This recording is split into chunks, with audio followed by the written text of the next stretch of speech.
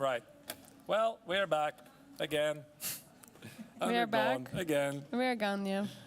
Unbelievable. All right, I think we're back again. Before we're gone again. Again. So sorry, dear viewers. So sorry for that. Indeed, we have some constant I think issues. we're back. Yeah, I think we're back, yes. We should be back.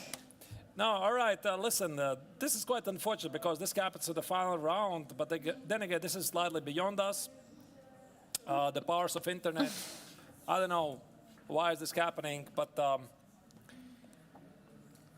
we are getting the moves, and that's perhaps the most important thing, because after Queen A8, what has happened here, Bishop E8 has been played. Immediately, yeah? Yeah, quite interesting is that Keimer decided not to play Rook E8. Queen D5 check. Okay, and now the question is to play King H8 or Queen F7. Wait, Queen F7. Queen F7 makes perfect sense. Trade. King takes. King takes, bishop takes, I guess king takes. Yeah, you want to bring the king. What's the time situation here? 5. 39 moves have been played. Keimer needs to make 2 moves to survive. Until move 40, he get extra 1 hour on the clock, and I think then he's gonna solve it. Solve all of his problems. I think the camera also is dead. No, now it's back. We are back, yeah. Everything is back. And King H8, probably also possible. That makes no sense because you would leave your knight on F5 unprotected. Yeah, you're right, you're right. Yeah, Yeah. otherwise, So if you play King H8, there's no bishop F7, the knight is hanging. So I think it's something like Queen F7 Bishop or Bishop F7. Maybe after Bishop F7, you want to be a bit careful with some tactical tricks. Like Rook F8? What about Knight E7?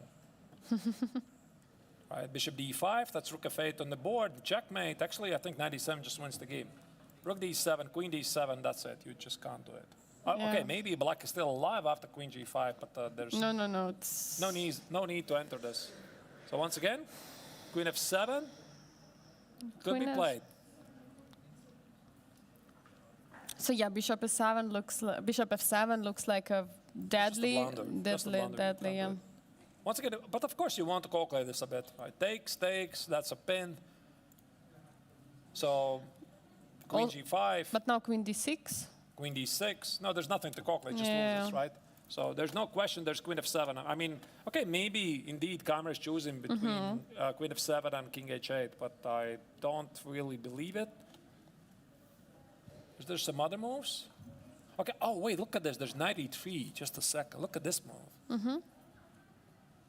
And I'm not sure you want to take on D5 because these knights are very strong. The Rook on E7 is in trouble. Actually, wait a second here. Keimer needs to be quite accurate. Queen F7, Knight E3. How do you continue?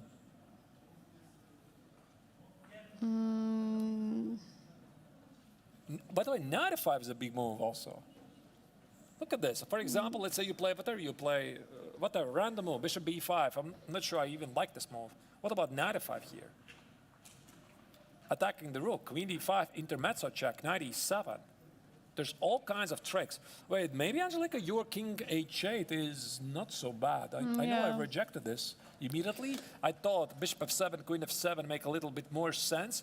But now it's recalculated, yes, of course, because there are always some concrete ideas. And for example, if we speak generally, King H8 would be a little bit strange move, right, compared to Queen F7, Bishop F7. But if we're looking at this more concrete, we see that Bishop F7 is not working due to tactical reasons. We see that Queen F7 might be dangerous because of the Knight E3.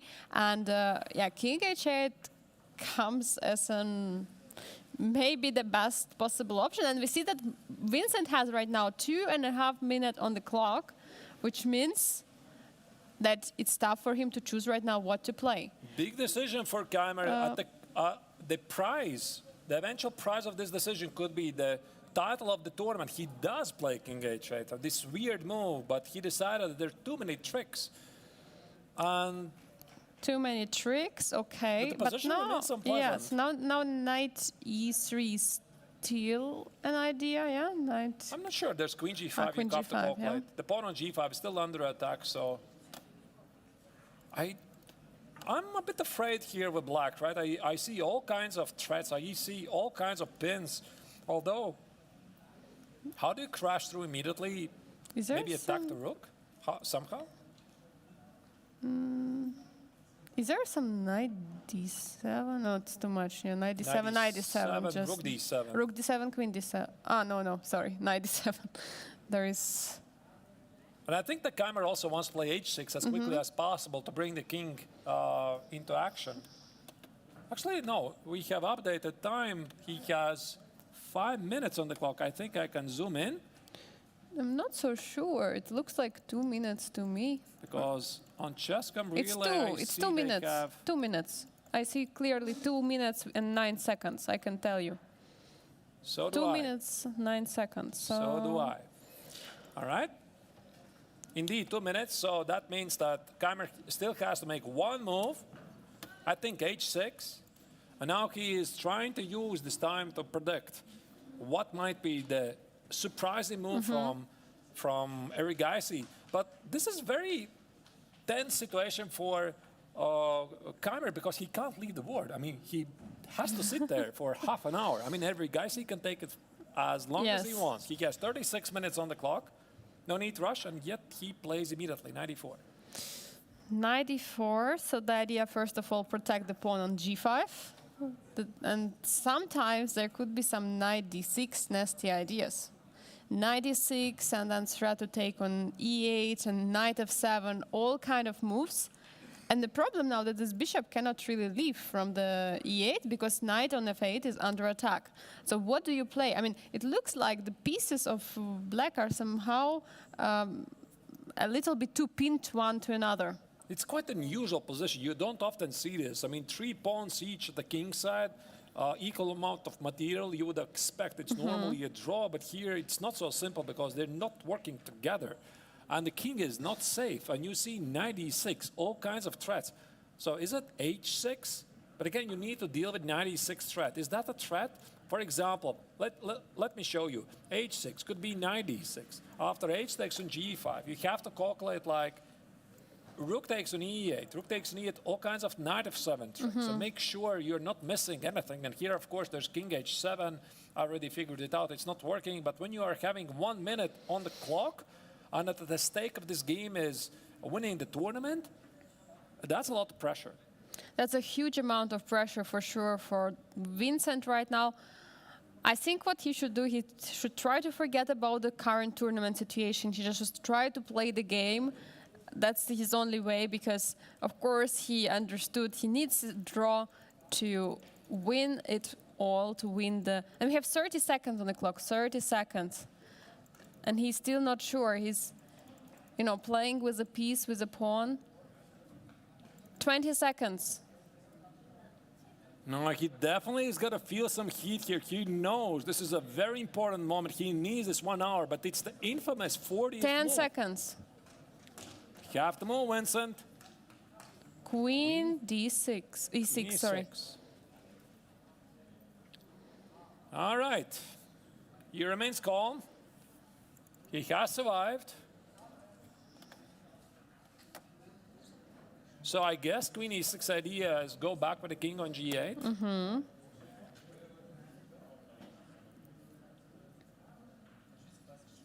I would assume white is going to continue knight e3 because this knight is doing nothing, so knight e3. I mean, the trouble is still not over for Keimer, but the good news for the German fans is that he has this extra 1 hour. For sure, he made it to the time control. But the question now is how accurate this last move was, because he had only 1 minute basically on the clock, and he made it very, very quickly. He would love to spend more time. He played it with 6 seconds on the clock. He would love to spend more time, but... Looks solid enough. Okay, but again, I mean, how do you continue next? I mean, I play knight e3. I don't think you really can take it, right? Take stakes. Something is falling here. let's say you leave the e file, rook e8, rook f8, that's it. If you go here, knight c5, that's it. This bishop is lost. So you can't do this. No, You knight can't trade e3 is queens. a serious move. Of course. And it reminds me position we were looking at after queen f7 when king was on g7, right? It's similar type of position. Also, right? yeah, exactly. Very the same. similar. And yeah, you see this threat of knight f5 Yes. somewhere. But now he has more time. He will figure it out. At least I don't see any immediate blunders, which probably is good. Yeah. So once again, knight e3, you can't take it. You can't move the rook. Because if you move the rook, I take on e6 and I take on e8. So no, no, no, probably no. These pieces are not moving. Okay, let's check king g8. But then knight f5. Of course. Knight f5 is a move. So queen d5 is take. Very nice intermezzo. You can't take it, that's a pin. I go, let's say, rook d7. Simply take on e6, take on here, and there's simply an extra piece for white. Because this knight on d6 gives a check and protects the rook. So, it's not also a king move. But what kind of move do you even make here? So after knight e3. It's almost like Zugzwang, there's Yes. no moves.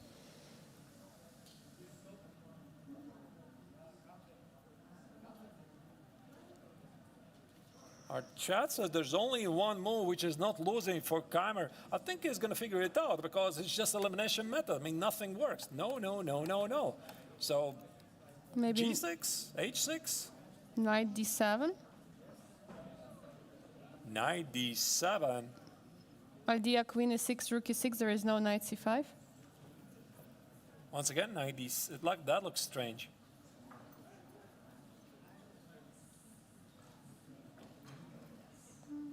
No, wait. I mean, it's got to be losing. Takes, knight e5 and knight c7. And that's very bad. Also not knight e7.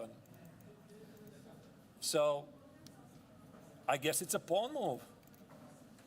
h6 or g6.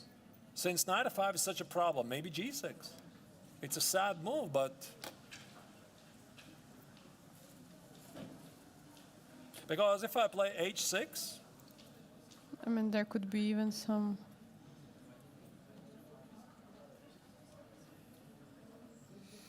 Keimer in big trouble here. Actually, he made a move. No, He made a wait, he move? did No. not. No. I'm mixing up. He made not. It's, we just don't have yet knight e3 on the Yeah, I board. thought already knight e3 has been played, Yes. but apparently not.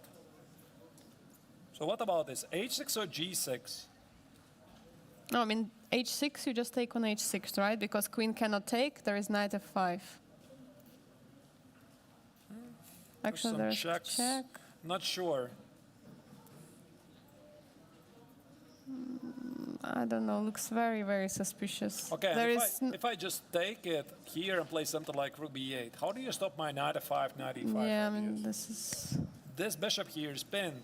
knight c7, but knight f5. This is borderline losing. The pawn on h6 is a problem. No, I think it's actually g6. The only move, which takes away this f5 square. It's not great, but what But do you now do? knight d6, Knight what? knight d6. I want to take on e6, I want to take on e8. Maybe, all right. I got it.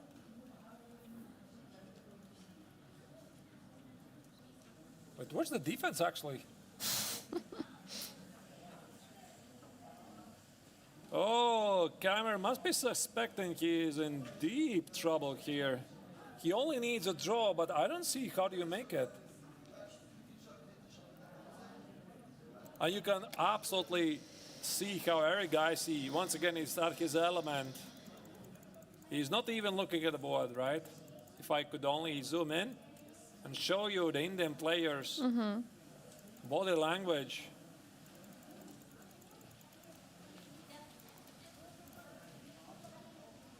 I think he senses this could be a very nice way for him to finish a rather disappointing GMT. He had a great run in the Blitz tournament. Eric Geisy won the Blitz section with 2-point margin over anybody else, but his performance in the Rapid and Chess 960 and also partly in the Classical could have been better. I mean, he didn't win a single game in Classical. I mean, it would be really incredible if he's just winning in the last round, taking away the crown from Vincent. I mean, this would be really something. Right. Okay, let's have a look at this position from the Black's perspective. I mean, what do you even do here? Yeah, let's flip the board. So, White plays 93. I mean, Most likely. 93, most likely will be played. So what do you do? Again, let's take it step by step, right? Rook is under attack. no, rook e6, knight Rook e6, c5. knight c5. We see this, right? The bishop is hanging. There's some intermezzo moves, but you can always just go back. Rook leaves, I take it. Thank you. So, No, no. No, queen d5. All right. maybe queen goes back to g6. Any rook move? No, because Just take on e6 and take yeah, here. No. Any bishop move? Simply no. maybe queen back to g6, but okay, then we just came from there. But just remove the queen. But what about the same threat of Knight d6, yeah? knight e6? Okay, for now bishop is protected, but Wait. I see. Let's say h6. Takes. Ah, wait, you always have king h7. Somehow alive. Okay, I'm gonna cheat. what? Okay, this is Wait, that's the position, right? yes. Queen b6. So idea is that knight cannot jump to f5. And knight cannot jump to d6 because rook is under Look in attack. this direction at all. This is, yeah. Attack the knight. Okay, king f2. What's your point? Check.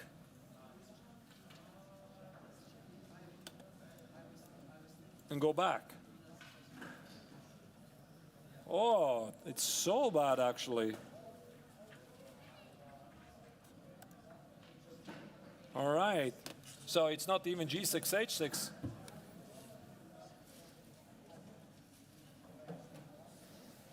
But again, I mean, 93 is still not played. Wow.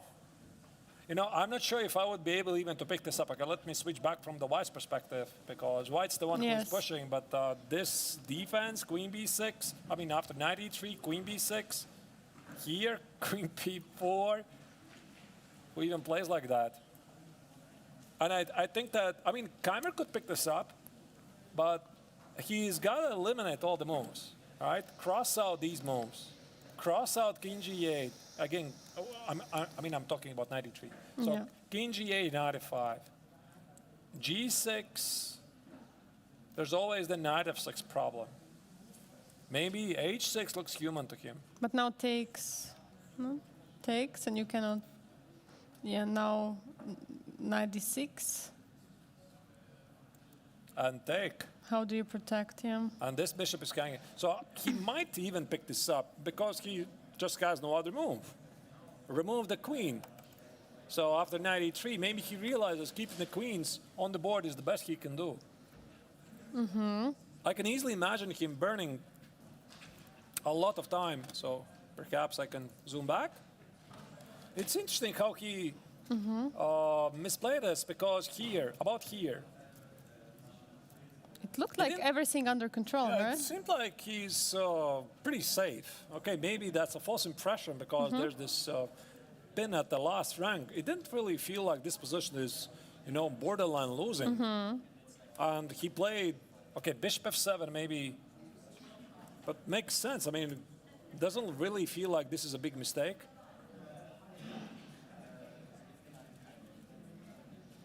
All right, bishop f7, rook d8, a very powerful move. Queen g6, queen a8, bishop e8. But by the way, I don't understand. Why didn't he play rook e8? Look at this. Because he was losing a pawn. I mean, rook e8, bishop e8, queen d5, white would win a pawn. Queen f7, queen takes here. And 3 pawns against 2 at the king side. This should be pretty close to a draw. Let's say I could play knight e7, try to trade off some pieces, take it, bishop d7, whatever, king f2, knight e3. Of course, it's a game. I mean, white is going to try to press you for a long time, but it's not lost. That's what's important thing. And I think that here, Keimer lost the sense of danger. So he played this bishop e8, which feels like a big practical mistake. I don't care what engine says here. It just creates incredible difficulties for the young German. Because now every single piece is sort of disconnected. Yeah, the rook on the 7th rank is just having the single function, protecting the bishop on e8. And basically there is no way for this rook. So there are only 2 squares, e6 and e7, and nothing else. I mean, this, and white rook can go anywhere. And actually, what about the line? We looked at queen e6 and knight e3. So if we trade the queens and then knight e3? No, for white. So I'm just thinking what Arjun is considering. Yeah, but here. the rook is under attack. Yeah, so the rook is under attack, has to go you might back. lose a critical tempo. Your rook. Like rook somewhere. Actually, it also looks tempting with knight e3, Yes, knight e5. maybe he's considering this king g8, but then knight e3, yeah? I guess there's also h6. Oh, wait, knight e6 is a problem. That's what he's thinking about. He can trade the queens right away. And if knight f7, there is knight d6. What knight f7? King f7, sorry, king f7, knight d6. But there's knight f5. And there is knight f5, all kind of moves. So he can't decide right now. That's why knight e3 is not yet played. Arjun is choosing between queen takes on e6, knight e3, or knight e3 immediately. He tries to figure out what's the more precise. Okay, we can do it for him, maybe. Take. There's also rook e6. Rook e6, knight e6 immediately, I guess, loses. So that's a lost piece. Knight e6, I guess rook b8 looks pretty safe. How do you stop knight d6? Maybe rook c8 to... Oh, wait, you always have knight c7. Maybe rook c8 to restrict the knight somehow. Or... but there will be anywhere in knight c8. I don't think it really matters. Yeah. Okay, fine. Rook c8. Wait, but after knight e6, like already see, you always have knight c7. Can I try to escape from the pin? Run for my life. There is also g6 has to be calculated. Like all kinds of moves. Okay, fine. Okay, g6. So that I can play king g7, so that you are not playing g6 yourself. I mean, there is knight f6. Oh my god. There's also this idea. Actually, it even could be improved. After knight c7, you can play, let's say, knight e2 or knight e3. Wait for the king go here. Now play rook c7. Oh my god. This look very nasty. So I think Keimer is losing. Because we're looking here already for something like 10 minutes. And it just looks incredibly difficult. Also the same after queen e6 and knight e3. And maybe the young German's only hope is that Eric Geisy is going to miscalculate something, that he's going to rush. Once again, takes, and rook c8. Yeah, maybe rook c8, you're right. It's a bit better with this rook c7 trick. So h6, there's g6. Okay, can I try to run? Knight e3. run for life. Run for life. Again, problem. King f7. There is always knight f5, knight d6. King f8. There is knight f5, King knight f8. d6. I mean, knight f5. Now rook c7, king e7 is that's even a work. Knight d5. We can play him. Knight e5. No, why don't?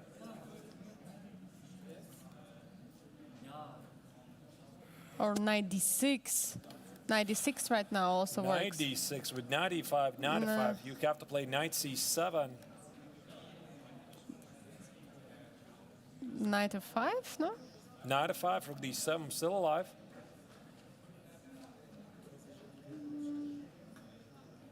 But I mean, black is literally in a Zugzwang here. Yeah. I mean, there's no moves.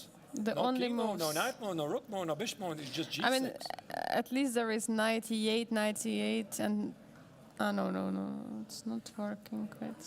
I mean, something should be there, yeah. I don't know. Okay, maybe that's why. No, that's why he's thinking about this.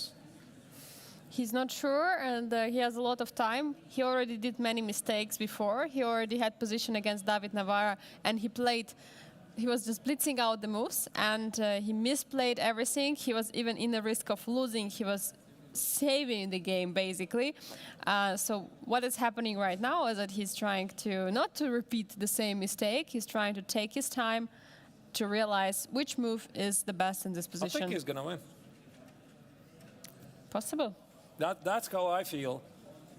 It just looks so unpleasant, and Winston must be kicking himself for not playing here rook e8. I mean, now he knows. Now he knows. Why did he even enter this terrible pin? I mean, a lot of practical problems. Yeah, sometimes this happens. You play the move with your hand. Even though you sense something is not right, but the pawn is a pawn, and deep inside, at our subconscious level, we don't want to give up the pawn for nothing, right? So we want to keep this pawn. And here, at this very critical moment, the sense of danger failed Keimer. Yeah, absolutely. All right, what else we can do? I think we could have a look at some of the MTO games. By the way, I think we have maybe one player here ready for the interview. from the Finnish players, right? Yeah, so we have, especially for you, dear viewers, we asked the players to come back later when we will have the internet back for some post-mortem interviews. And All right, so then let's make it a very, very short technical break so that we can have one of the players here with us for the interview because we are unable to do it immediately. Don't go anywhere, please. We are going to be back in a moment with a live interview for you. See you in a bit.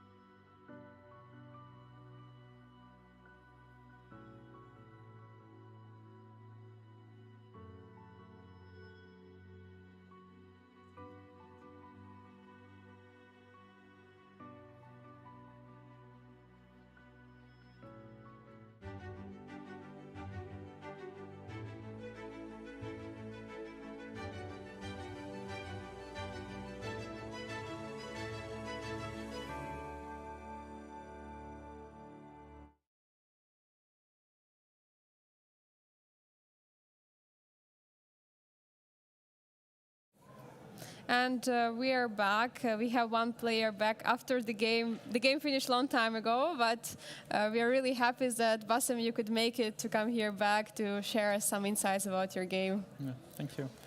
Yeah, it was not a very eventful game. Okay, I guess we both are kind of exhausted. For me, yesterday was a really tough night after playing, more than 6 hours and then losing.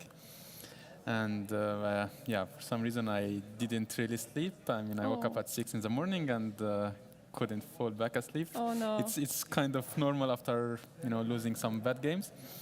So I just thought, okay, I'll play like slow game today and see what happens. If he pushes, then okay, we can still have a fight.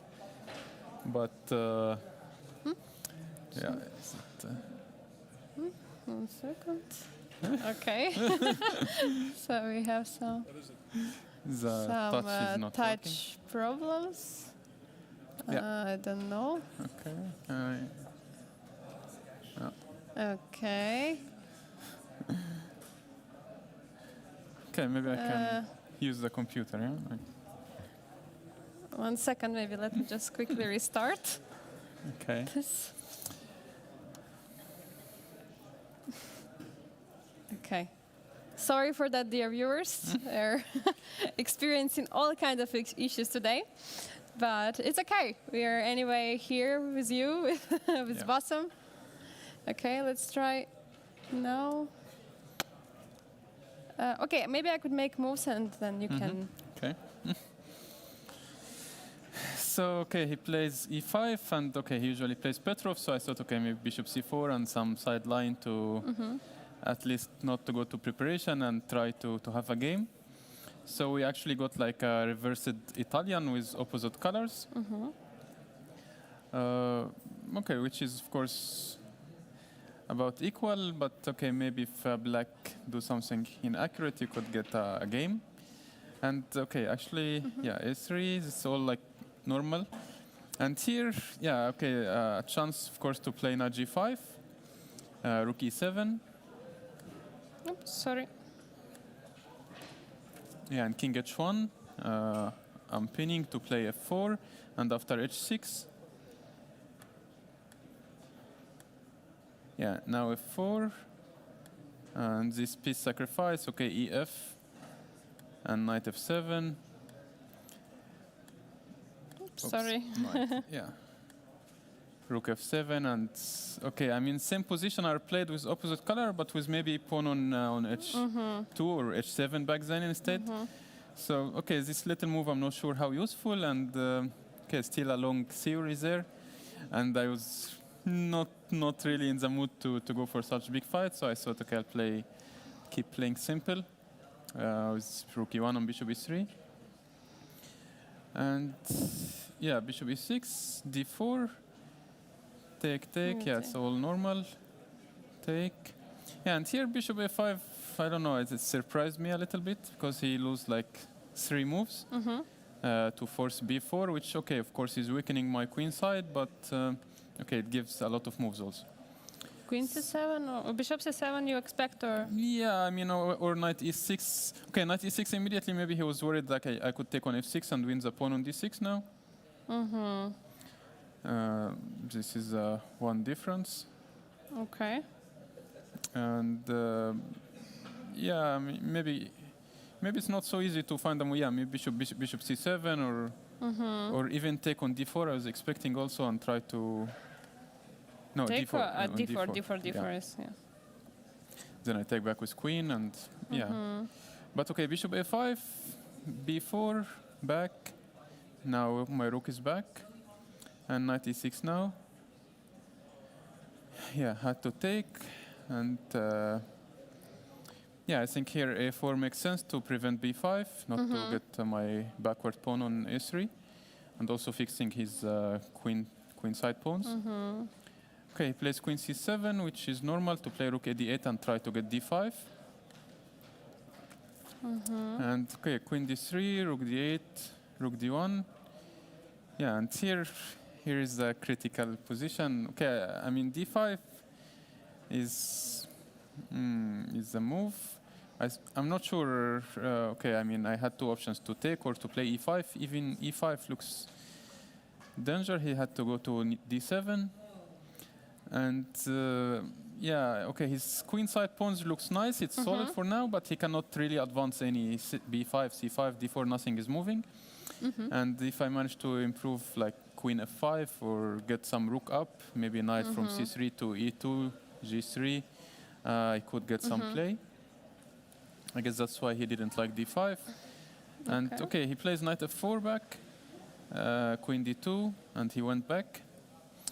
Now, okay, maybe d5 with my queen on d2, then if I play, yeah, if wait, like here, right? Okay, here still it's bad because of e5. It's even worse. He has to go to h5. So here. No, okay, with my queen you in d2, with after queen d2. Yeah, Here? so we repeated the position here actually. Here, d5. No, here also e5 I think white is better. Okay. But okay, after knight e6, with my queen on d2, now he's threatening maybe to play d5. Because I don't have this queen f5 anymore, and he's threatening maybe to play f6 after e5, knight d7. So I was considering mainly if to continue with knight d4. That was my my move. And okay, I think white's still better, but not so clear how I can improve. Okay, could play something like g6. And yeah, I just didn't see how I could. Yeah, so you decided to just repeat to go so for I just safer. repeated, Okay. Yeah. Of course, if it was like a must-win situation or a win would do much to the standing, I would have continued. But yeah, I guess standing would be the same anyway. So yeah, I decided to get a rest a little bit. So how did you? You just said yourself you woke up at 6 a.m. You couldn't fall asleep. Maybe you could share us like how normally do you deal with this? You know, losses. How because psychologically it's very very difficult, right, to handle. Yeah, I mean, yesterday was tough, especially like after losing very long game. Yeah, yes, also you're defending very long. Yeah, and I had a chance. I mean, the game was very bad in the beginning, but I got my chance and yeah, somehow spoiled it again. So it was a bit disappointing. Also, like after the loss yesterday, okay, I checked the standing and it was sure that I cannot improve anymore from the standing. So it was a bit disappointing. Okay, also, it affects the tournament standing, so it was a bit unfortunate. So, yeah, in general, it's good, but okay, mainly I'm here for. Well, I thought I'll be here to prepare before World Cup to get in shape before the very big event coming. So, I hope it helped a little to warm up here, and hopefully it will go better in World Cup. Because it's the same time control, right? So you think you came somehow into the rhythm of this time control? No, actually here is much longer time control than World Cup. But okay, I mean, it's been more than a month like since my last classical tournament. So I needed to play something before World Cup. And yeah, I think this was like a very good preparation, I hope. What are your expectations from World Cup? Yeah, I mean, it's a very difficult tournament. You can really never expect anything. I mean, you could go very far. You could lose from first game. So it's really hard to expect. You cannot lose from the first game. Yeah, I played from second round, luckily, yeah. That's good news. So, yeah, at least it's a couple of days to rest before World Cup. Okay, I'll go back to Egypt for only 48 hours and then travel again to Baku. But yeah, at least I have chance to see my family and spend some time with them. And what are your plans after World Cup? Do you have already something planned? Yeah, I'm planning to take a break. Take a break? Yeah, for some days. Okay, I am running chess academy in Egypt in Wadi Degla club, and we are preparing for African Youth tournament, which will be held in Egypt, 1st of September. So I have. So you're organizing? Yeah, I have to organize some camp for our players who are participating, and yeah, some coaching stuff with them. Hopefully, they'll have some good results also in the tournament. So you have many like young students who are yeah, we have promising. Quite few strong talents coming, and yeah, we try to help them and support them in a way. Thank you so much, Bassem, for playing this tournament to make it exciting with your games, and wish you good luck for the World Cup, and also for your camps for your students and your academy in Egypt. Well, I would like to also to thank you both. I mean, commentators did great job for these tournaments, despite the issues which is out of your hands, of course. And also thank the organizers for doing everything they can to make this event great and make us feel really, welcomed and ready to play our best chess. So thank you so much, and big thanks to our viewers. So we are going to be back to you just in a few moments. Here we had Bassem with us. Just in a couple of moments, we'll be back.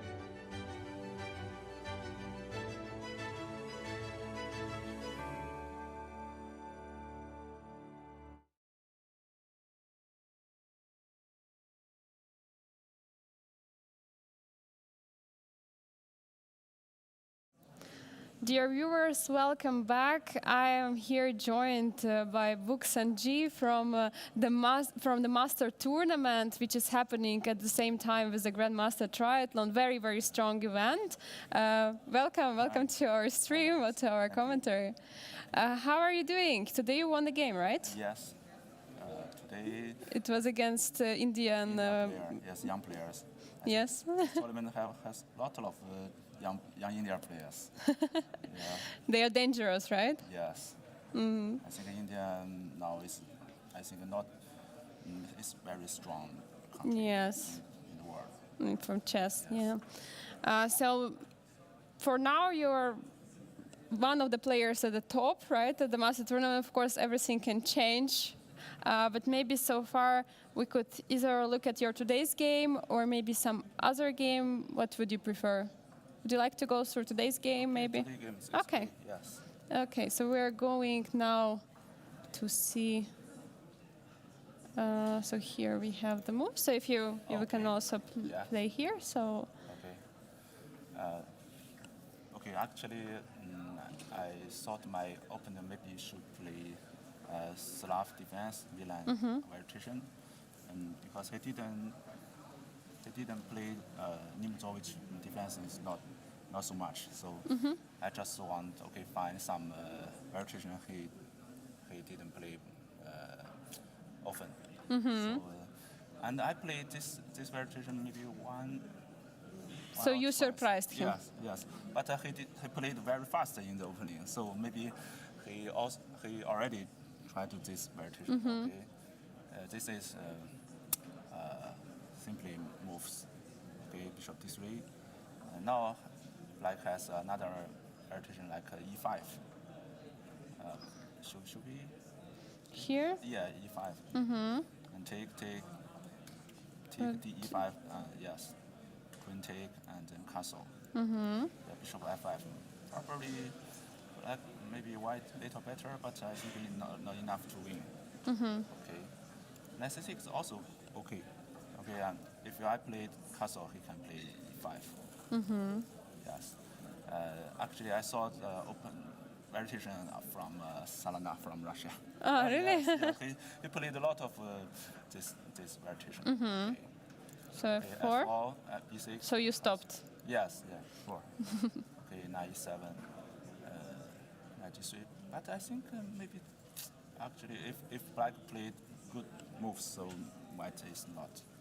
So and f5, queen e2. Maybe this move I think is bad, not good move. So you think this was a real mistake, Yeah, or because opened middle and my black bishop can have a lot of.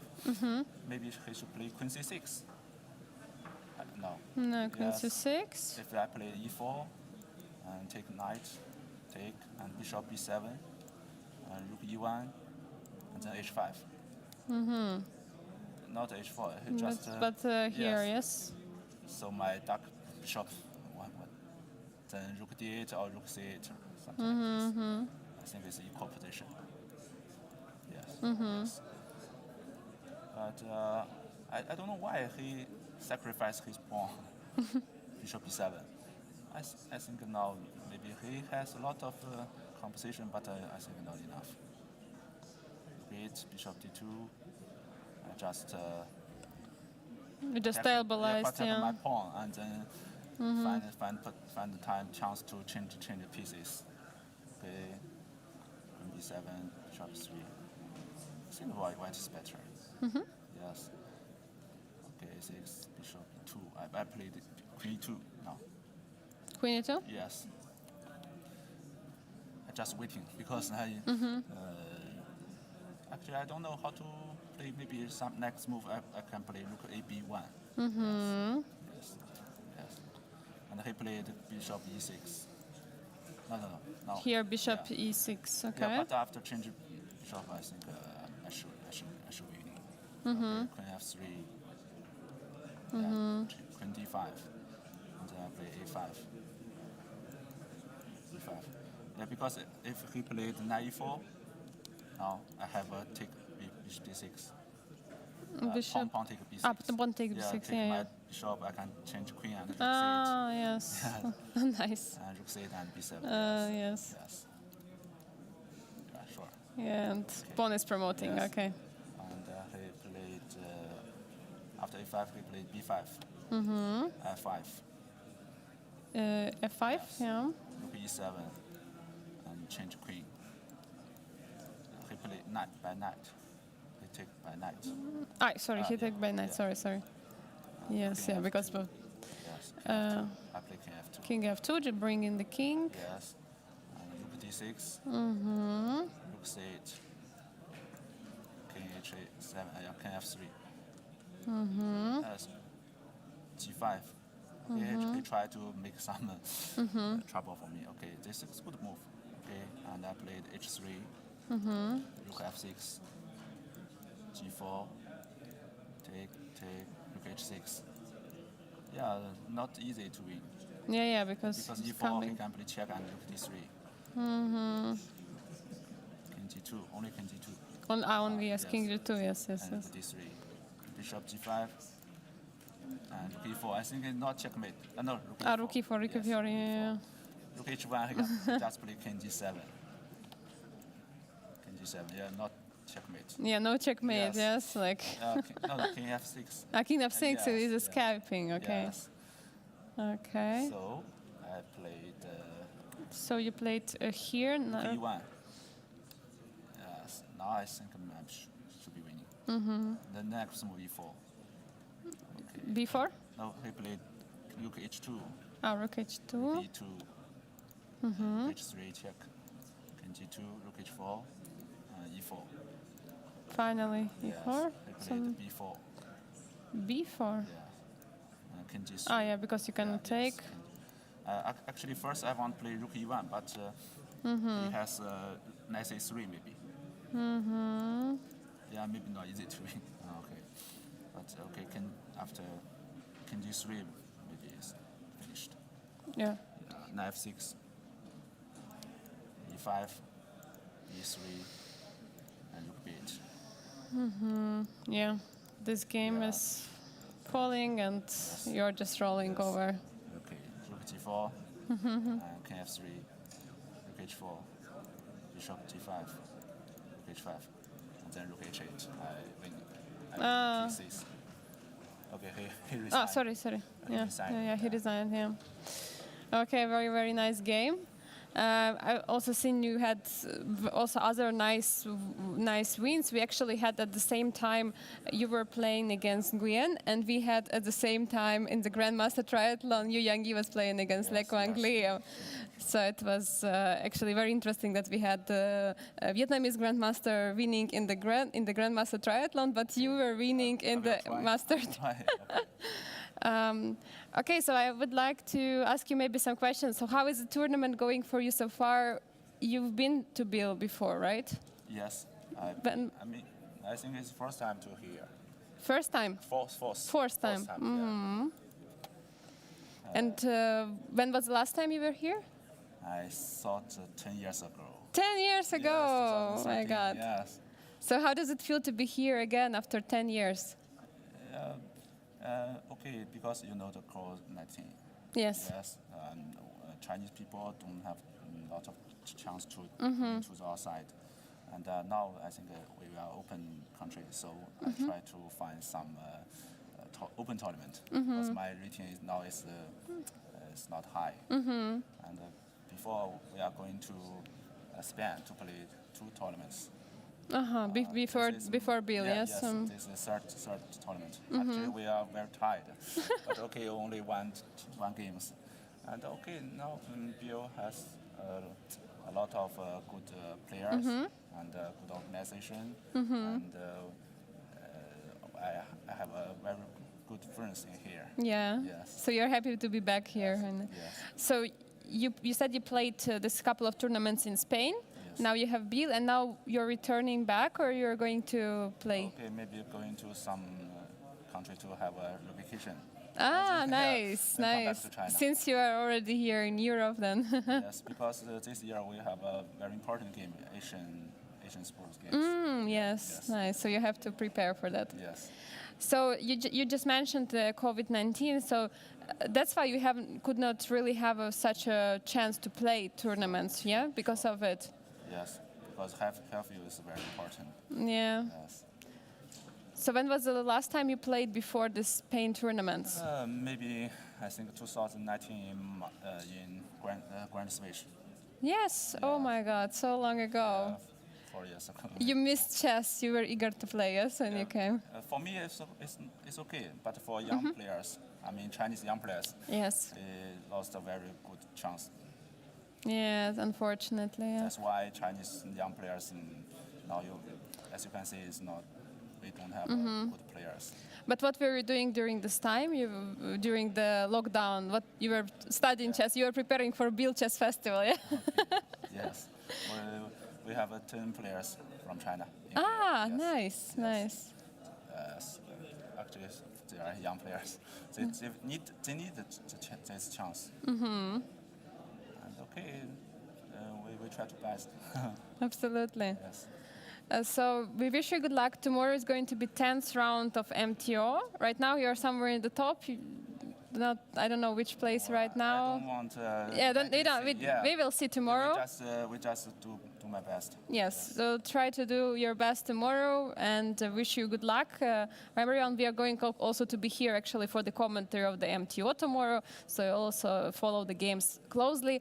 And yeah, we wish you also good rest after the tournament and maybe see you here next year. Who knows, Sure, right? Sure, thank you. Thank you very much. Dear viewers, we are just going to have a very, very short break, and after that, we might have another interview here in the studio.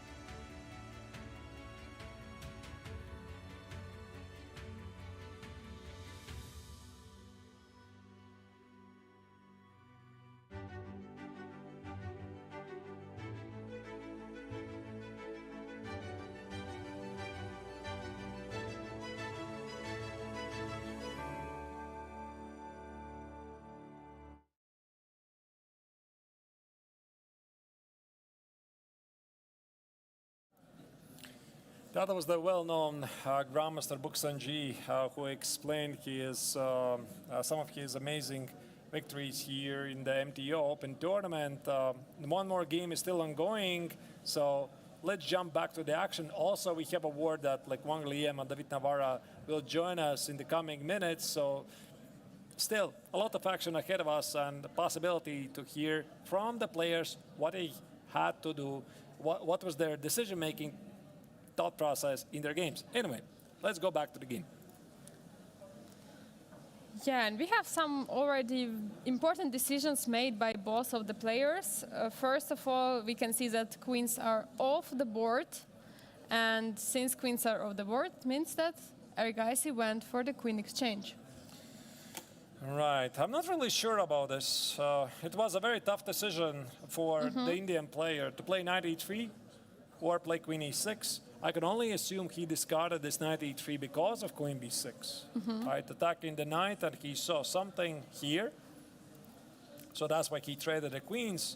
Rook b8, rook has to be removed. And now king g8, knight e3, king f8. So black very quickly tries to run to the defense of his pieces. Knight c4, not knight e5, knight f5, Angelica, as we predicted. Knight d4, black activates his pieces. King f2, knight c6. So that's the position we have on the board right now. So black is trying to hold it all together. Vincent is trying to hold for a draw here, bringing the knight out there, and rook c8 was played. Okay. Rook c8. right. So what could be an idea? Try to zoom in for a moment.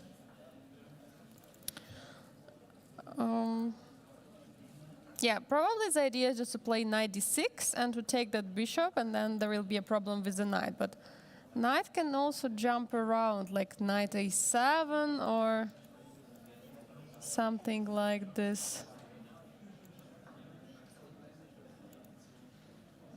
Oh, that's a bit better view now. All right. Yeah, I think like something like knight a7 could be a move, because I think the idea to jump with some knight on d6 and to take that bishop and to grab the knight. So that's like That's pretty obvious. Yeah, but also what is really troubling for Keimer is that he is staying more and more behind on the clock, right? I mean, the suffering is not going to end there. So he might find a couple of defensive moves, but he needs to untie from this pin. This very annoying pin here. And the clock is ticking. Already now he's below on the clock, 40 minutes. Maybe not really time trouble because this is move 46. But for 6 moves, spending half an hour and leaving yourself with 14 moves, half an hour. It's a difficult position, right? It's a difficult position, right? yeah. You definitely want to make right decisions in difficult position. That's for sure, but I don't see position getting simpler for him, you know, in the next moves. That's why I'm really worried for the time. Right.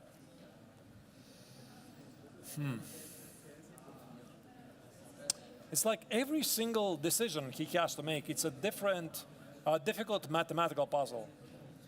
So rook a7, I guess rook a8, so that this rook is not under attack, because if one thing white wants to do is to keep this rook on the last rank, because king f7 always jumps under knight e6 and you have to go back because this bishop is hanging. So rook a8.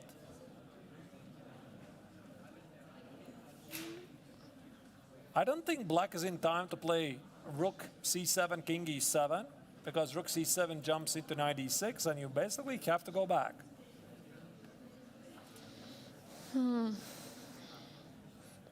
So it doesn't really work. King f7, there is always knight d6 jump. g6. Maybe knight b5. Can I do this? But this is also risking to enter a losing pawn endgame. Because there is knight d6, yeah? Knight e6, takes. And just play king e3, just improve. Wait. Sorry, yes. That. Or maybe actually this is the way. Knight b5 is on the board, by the way. So he takes care of this square, and Keimer is dreaming about rook c7, king e7. So once again, knight e6, takes, rook e6. Let's say I tried to force the game into a pawn endgame, but white is not in time. So it doesn't work.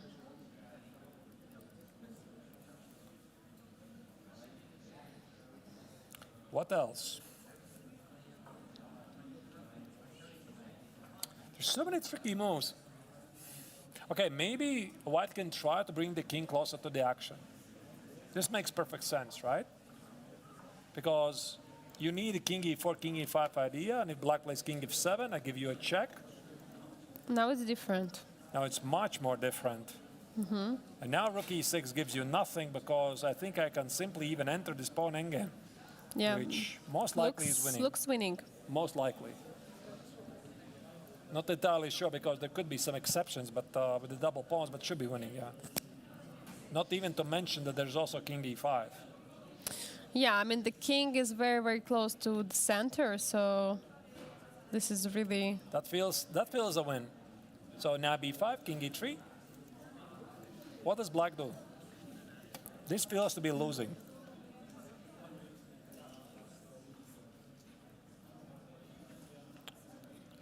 I mean, he simply cannot unpin himself, right? Like,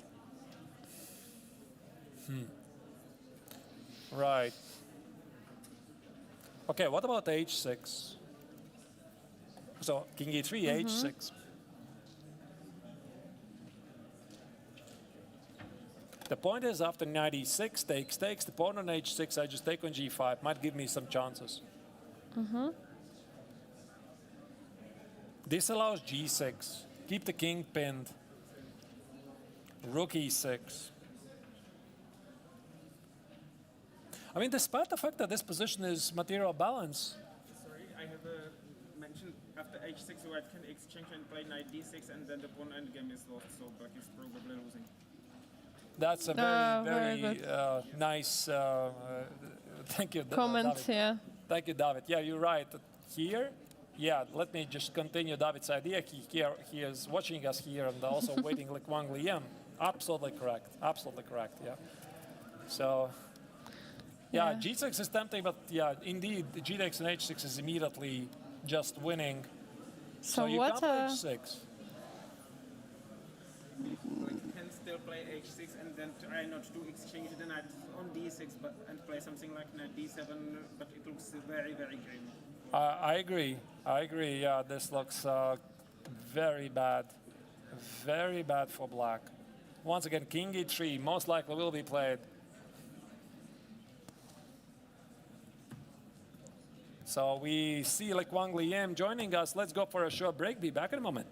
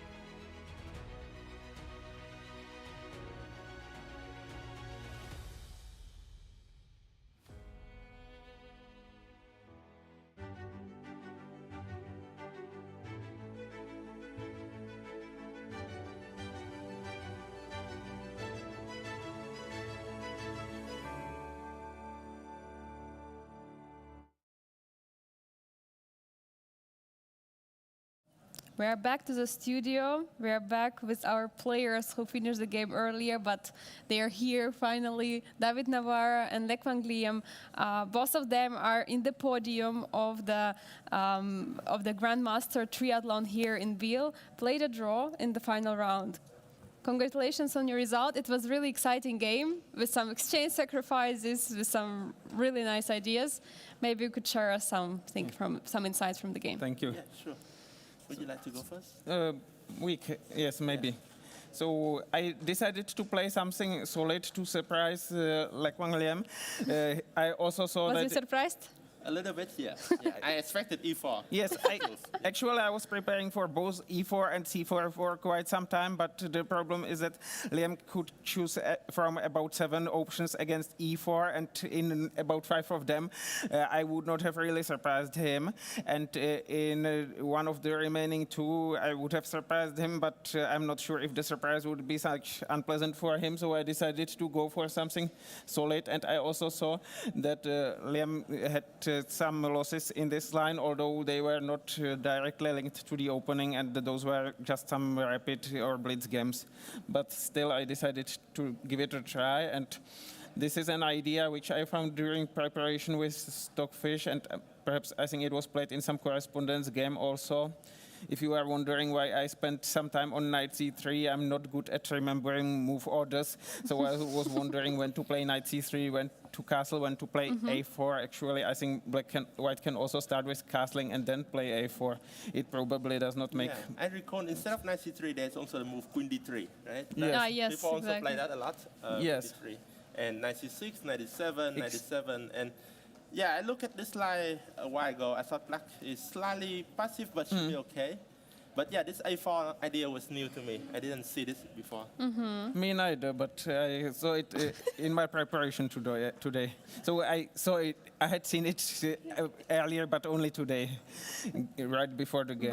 But you had a very good spectator, Stockfish, right? So it's good to have. Yes, so I remembered that those moves were played there, and I remember that there were some correspondence games, one with bishop g5, one with bishop e3 somewhere. I'm not sure if it was this particular position. I did not want to play bishop g5 because I wanted to maintain the bishop pair for a while, so I went here, planning to meet this move with exchanging, and I don't claim it's anything special. Maybe it's not, but I'm provoking some sort of weakening move. I don't know where to go, whether here or here. Right. And at least my bishop is active. Other thing is that there are not so many pieces left on the diagonal, but I might play maybe rook c1, rook e1, then hope maybe to play e4 at some time when it is good, or maybe h4, king h2, but I need to be careful a bit, because if I play something like h4 and get h6, g5 sometimes with my king exposed, or if black gets pressure against e2, it can also be pretty double-edged, and it's not so easy. Yeah, this is the type of position I didn't like for black. Like I wanted 95, but then I thought, okay, that type of position feels like it's risk-free for white to play. So I try knight b4. Yes, I found this move quite provocative because it is a good square for the knight, but it gives me several interesting options. So I spent quite a lot of time here. I mean, this is the most natural move, but I somehow was not overly happy about something like this, because now the knight comes to d4 with tempo, and the other knight could then come to b4.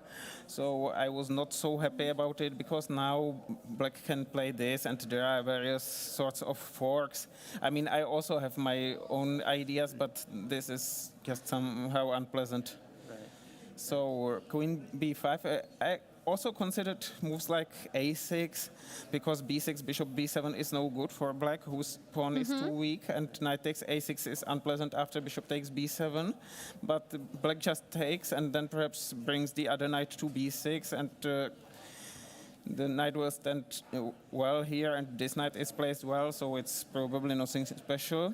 Then I even considered something like this, and now probably rather here than on c3, but it didn't quite work because black has his own play, and I'm somehow not quite in time to bring my knight on c4, because after queen a4 there is this move, and e2 is hanging, and queen d1, knight c4 just takes too much time, and black also has some nice squares maybe here. So queen b5 looked logical. Knight c2, I believed it to be slightly better. This is the critical line, because knight d5 you can take, and then bishop d2. Yes, right? exactly. I will wait with taking here, because I can wait. Now knight c2 doesn't really work well, because there might be bishop h3.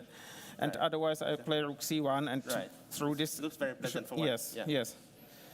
So yeah, I have played knight c2. Yes. And somehow haven't trusted it for black, but it seems to be better than I expected. I was just miscalculating because the tournament was very interesting. There were many very interesting games. It's a very interesting idea to combine all those formats, but it can also be very tiring, at least for me. And I think I was not the only one.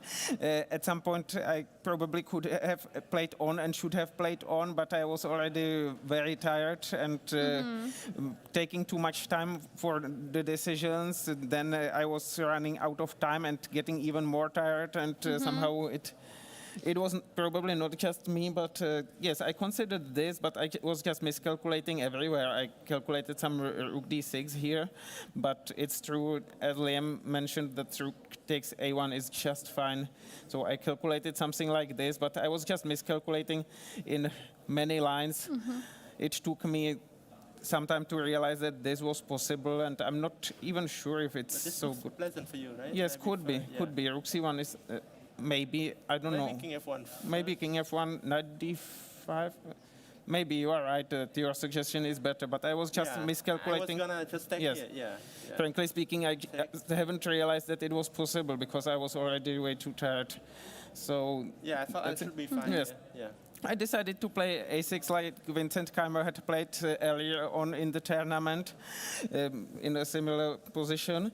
But when you were going for this position, you already before realized you're going to sacrifice an exchange. I realized it was one of the options. I mean, when black takes with the knight here, a6 is very, very strong now. And when black takes with the rook, I can also play a6, but it's very slight advantage at best and probably just nothing. I can play some knight a4, but I don't really have threats. Black can even play some h6 97, and rook b5, yes, something. even some h6 first, threatening knight d5 maybe, and then knight d7 if needed. Yeah. So a6. Yes, I saw this idea, but I also had other ideas, but mostly based on miscalculation. So, okay, here I expected something like this when I have probably queen a5 and knight b5 is threatening, and it all looked that looks very pleasant for you, promising, but knight d5 was a strong move. And now I realized that I had to exchange the queens, that this does not really work. Even this took me some time to realize that I'm not in time here. This just doesn't work. So here we agreed that perhaps this was after the game that perhaps like Wang Lim suggested that this might have been a better way, and he was right. White is slightly better here, but I was just not. I just did not know what was I going to do next.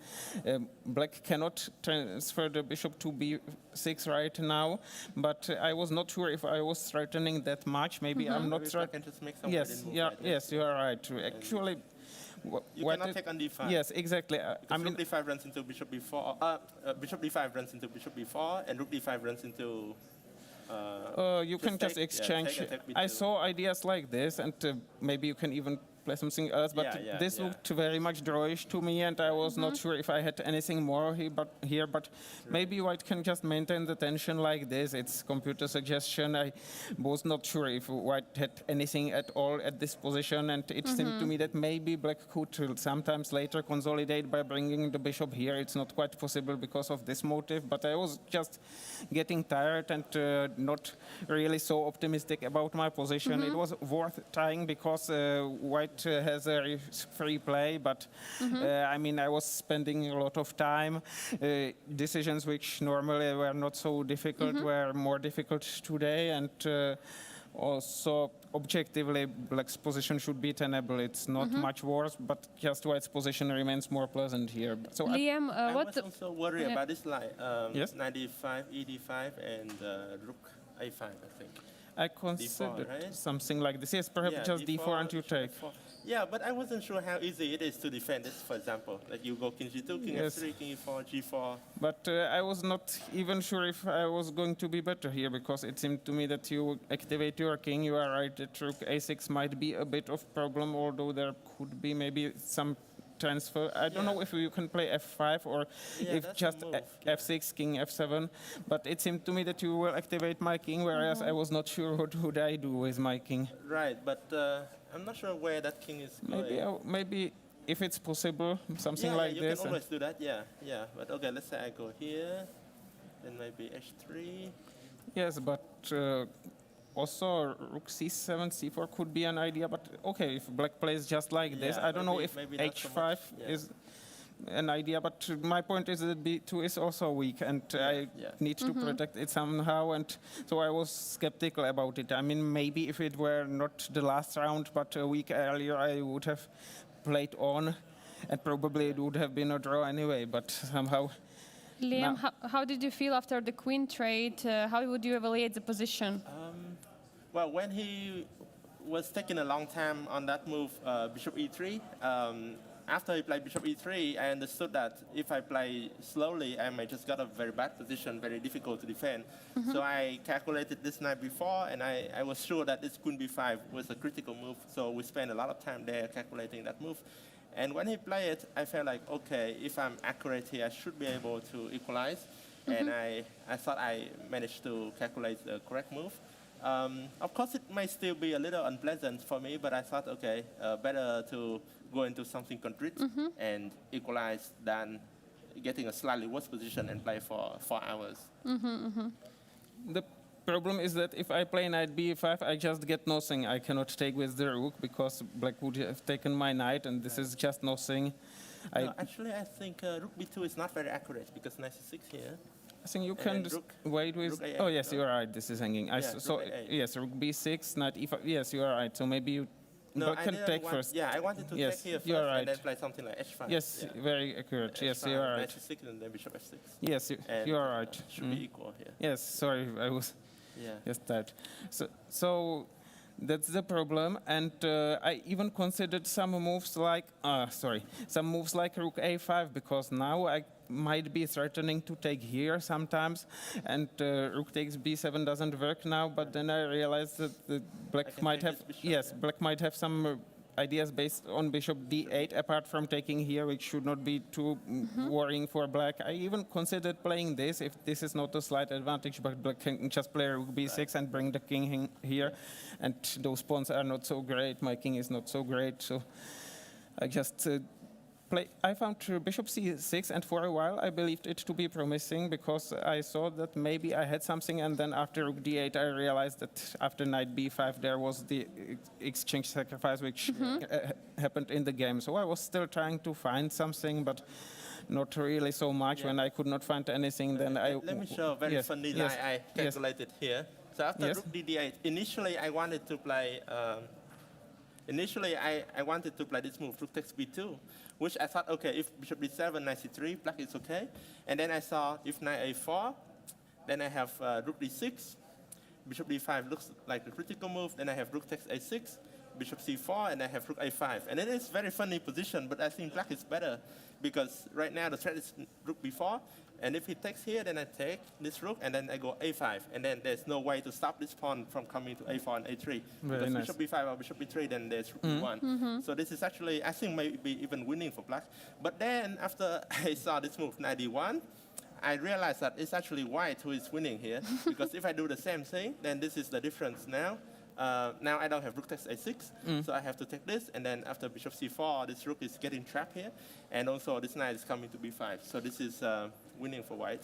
I have not seen this at all, but I guess I would have found it because not so long ago in some rapid game I found some such backward moves, even 2 in a row. So of course I have no doubt that you would be able to find this if I play this. Actually, I think I can also take like here, and at least I'm not risking anything. This was my idea as far as I can remember, because now if I open the diagonal, it can be bad news for the pawn, and if we play something like this, it might also be a bad news for the pawn, and I cannot see how could black queen the pawn, because there are even some motives like rook b7 sometimes, if not rook takes a7. So this was my intention here. So rook d8. Yeah, also instead of that, I was calculating this move, but then I didn't like this, just bishop b7, Yes. and then he has a very clear plan. Sorry, maybe after rook d8, right? Here I think. Oh, yeah. Yes, Sorry, after rook sorry, d8. rook d8, yeah, Exactly, that's what I wanted to play. Bishop b7, and I can play and then rook rook a5. a5, and then his king will come to c4, and I think only white is playing for win there. So this is probably losing for black. Yes, I agree. I saw such a defense like this because then black can take on b7 after bishop f4 when the pawn is not attacked, but white can wait and improve the position somehow, and it looks very unpleasant for black. I was actually hoping to get such a position, but then after rook d8, I realized that there was just nothing in the line which I mentioned. So white should have taken and pushed d4 with some slight advantage, but an exchange down, and instead I went basically for a draw. And yeah, it took me a while to saw that move, to see that move rook takes b5, because if I didn't have rook takes b5, let's go. Yes, back yes, there. exactly. Yeah, if I don't have rook takes b5, then I would be in big trouble here. Yes, exactly, because yeah, then you take a7, also bishop b7. I only realized it after you went to rook d8 that it was here, because I believed to have an advantage. I calculated this line. Now I'm in time to liberate my pieces. Right, take bishop c5. Yes, b4, exactly, yeah, and it's winning. Yeah. But after rook takes b5, it's just a draw, and now I just somehow lost confidence. Actually, I calculated this line with rook takes b2 here, so it was not several moves ago, but it's the same position as we just discussed, so it was here. No, but I thought knight e3 is easier to make a draw. Yes. I don't want to risk. Yes, so I mean, of course, I can play king f2 and whatever, but I decided to force it, because if black takes, then he might have problems with the king, with the pawn, and so on, and with hanging pieces. And then I realized, well, there will be rook b4, so maybe I should first make some preparatory moves, and then I started getting nervous. Of course, white can play rook a5 or king f3, improve the pawn's position or whatever, but I was just very tired and slightly getting nervous about this. Of course, it's nothing. Of course, I understand that white can play something like this, and maybe first h4, and when the king goes here, I should be in time to collect some pawns. But the bishop just like e on b5 probably also good, yeah. Yes, you are right. So you go like bishop b5, then you go h3, g4, e4, and just put the king somewhere. Or I would go first. I would have gone first, something like king f3 and maybe h4, maybe. Oh, here I was just happy to take a draw here. Me too. Okay, so good game. Maybe there were some chances for white, but nothing too big, just practical chances. So. So now that the tournament is over, maybe you could share about your performance. How do you evaluate it in this event, David? I'm happy with my result and with my play. Of course, after the initial 3 quarters of the tournament, I hoped to win some more game and maybe finish even better, but somehow I was a bit too tired and the opponent were too strong to reach this, so that I could not reach it. I mean, so I'm happy with my play. Of course, it's a bit strange that out of my last 18 classical games, I drew 17, but most of the games here were interesting, and these different formats are also very interesting. We have seen many fighting games. Today it was a bit of exception because everybody was tired, and some players were also not so much motivated maybe anymore. And you're right, you will be 3rd place, correct? Yes. Okay, and Liam? Yeah, for me, the classical tournaments went really well for me. Last year I got +2. I won 4 games, lost 2, and make 1 draw. And this year I won also 4 games, but I lost only 1 game and I drew 2 games. So that was a slight improvement over last year. And I had a lot of fighting games, a lot of decisive results. So that was fun, and I really liked how I play. So my only regret was just the rapid section. I didn't do really well there. I scored only 2.5 points, which translate into 5 points in the system. Which was really a big disappointment for me. But I think on that day I wasn't feeling particularly well, and also playing 7 rapid games in a day is a lot. Usually, for example, in World Rapid Championship, we play like 4 or 5 games a day, right? And in the current chess tour, we play like 3 games a day. So 7 games a day was a lot, and couldn't think straight for a lot of games there. But regardless, I think I finished the tournament with a good result. I don't know what is going on in the other game. But if Vincent managed to draw there, then I would say he very deservedly would win the tournament.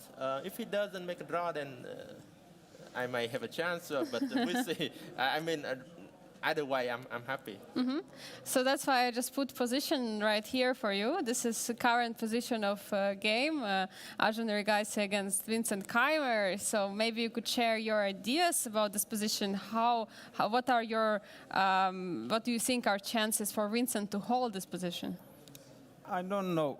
In my opinion, White has higher practical chances to win than Black has chances to draw. I would consider G6 like as the first option, and it seems that Black has to play H5, H6 because this fails to Knight takes and G7 or the other way around. So H6. Yeah, it's I'm also considering G6. It looks like Black is paralyzed here. He doesn't have a move. He has to play But H5, H5. then the king can run this way. Yes, I mean like this, but probably it just doesn't work for some reason. I don't know why, but somehow.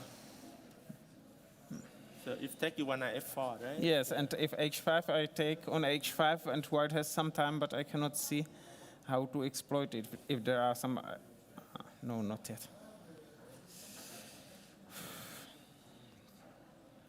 Yeah. At least it's an idea and a relevant one. I mean, it's the only idea perhaps in the position. I don't know what happens Maybe after Rook D8. Yeah. Rook D8 threatening to the knight, which has to go somewhere, probably on C7. But now the rook is very passive. But G6 is hanging now. This is hanging, Maybe yeah. it's not really hanging you because should then go rook C. I mean, after taking on G6, rook C8 follows. So maybe White just makes some waiting move now. But then, take then Rook C8. Yeah, yeah. Yes, this seems to be winning. So it's Wait, a big question. Where is the pawn? Sorry. Yeah, you go back there. You go back on the. Yes, yes. Yeah, yeah. But there's King E7 here, right? Rook's probably. Rook C. D6? No, no. Rook D6. Yes, you're right. Takes Rook C5. It's no, it's not. Then No, the- this is this one hanging. is hanging, Yes, you are Also right. King D7 might be good too. Yes, so maybe this is. Maybe you should play Rook D8 immediately instead of G5. So instead of G6. So if I go here first, Probably you you are have to right. go to C7, but then I go C5, right? Then you have to go to E7. And then maybe then Rook. Maybe even. Okay, G6. Oh, maybe G6 now. Yeah. Yes, Knight F5 is threatening. So But this after knight Knight c5, E6? there is rook g6, no? Because you cannot play rook c8 because knight is under Yes, you attack. are right. But- Yes, you are right. yeah. Mm? But what about Knight A6? King E7. I take here. Oh yeah. No, yeah, no. yeah. Oh, Yeah, yeah, yes, can you take, are can right. take, Yes, yeah, yeah, yes. yeah. So Nice bishop b5 at the end. Yeah, yeah. yes, So it's still Interest- some yes. chances to hold. F4 may be a move. But King E7, yeah, King E7 Yes, is the yes. right? Yeah. No, so let's go back and let's see. There must be a better move for White. Yeah. I have an. Oh no, I have an idea. So where was it? You go here. No, if I take that, there is no knight F6. Then, or is there? No. If I take, Black cannot take with the rook because of rook Right. C8. So So don't take, yeah. now I attack Uh-huh. the Rook rook. G6. Rook G6, and now I don't have anything conclusive anyway, so it's maybe not the right way. Yeah, it looks really good for White, but I don't see a knockout blow yet. There must be something. Yes.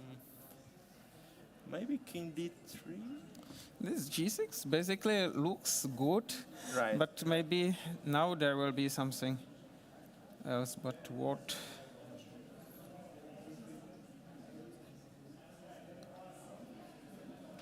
You were talking about king f2, there was h4, yeah? Yes. So maybe And g4 is not possible? But then there might be issues with the bishop. How? yes, but maybe also with the knight. I have one more idea, but maybe it doesn't work if I can.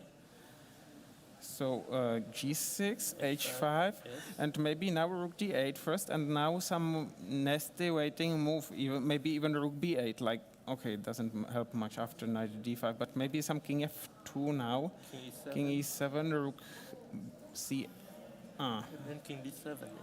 Yes, it doesn't work that well. So I don't know what is going on. Probably white is winning somehow, but I'm glad that I need not calculate this. Really. So my game is finished, and Yeah, me too, me too. This is a very complicated position. yes. So you're happy not to be playing this. Especially happy not to be playing it with black, because it was enough to play those two very tough games against Arjun Erigaisi and against Vincent Keimer. So, Liam, what do you think about your chances winning the Grandmaster Triathlon 2023, looking at this game right now? Well, I'm rooting for Arjun, yeah. Definitely. So, Team India. Yeah. I mean, as I said, I would be happy either way. The result Okay. doesn't really matter to me, but of course it would be nice to win the tournament. So Okay. I'm rooting for Arjun.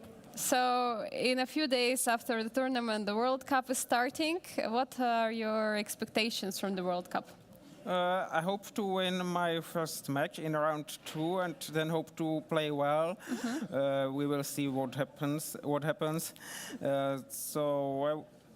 I believe that if I'm able to play good chess and not to lose on time, it could be a good result. But Not to lose on time. I'm not so good at handling my time, particularly when there are various time controls played on the same day. Okay. And Liam? Yeah, I'll just take it match by match. I don't know who I will play in the second match. I will have to wait and see. But it's going to be a very tough tournament because the format doesn't allow you any room for error. You make one mistake, you lose the first game, and then it will be really difficult to come back in the second. So the key thing usually is not to lose and try to maximize your chances. I mean, I'm not really very successful with the World Cup so far. I got to round 4 twice previously. But I think David probably had more experience than me, and he did better in some years. So, yeah, I'll just try my best there. I think I only did better to 1 year in 2011 when I got into top 8, which seems to be around 5 out of 7 back then. But also it was not the strongest World Cup because then not majority, but many leading players were absent there, whereas nowadays a majority of them are present, although by far not everybody, of course, for various reasons. David, there is a question from the chat to you about your first opponent and his age. Apparently, there is something interesting about that. My first open tournament? Or Opponent in the World Cup. In the World Cup, probably, yes, it will be Niklas Huschen, but probably, okay, it's far from clear, but he is the favorite in the match, and he is going to celebrate his 8th birthday next year, because he was born on the 29th of February, 1992, a day which only occurs once in 4 years. So he is like 31 and almost half a year old, but had a birthday only 7 times so far, if we don't count his Wow, birth. you did some research on your opponent. No, I just remember that Grandmaster Kavalek had joked about it some 10 years ago or 15 years ago in a Czech chess magazine. So I recalled this. Very nice. And what are your plans after the World Cup? Are you going to have some rest, or you have already planned some tournaments? I'm going to take some rest for sure, because I will need a rest after 2 very strong tournaments like this. Yeah, I'll just come back to the state and continue with my job as the coach of the Western team. It's kind of a break from playing as well, but I really enjoy my job there, and we'll probably play some other tournaments, but I'm not sure yet. Will it be another break for almost 1 year, or? Maybe, yeah. We'll see. So it can be expected. Okay, thank you so much for your amazing games in the Biel Chess Festival. It was a huge pleasure to have you, and we're going to see, of course, the results later. Of course, we know for sure that David, you will be the 3rd place for sure, yes. right? Because Vincent is higher.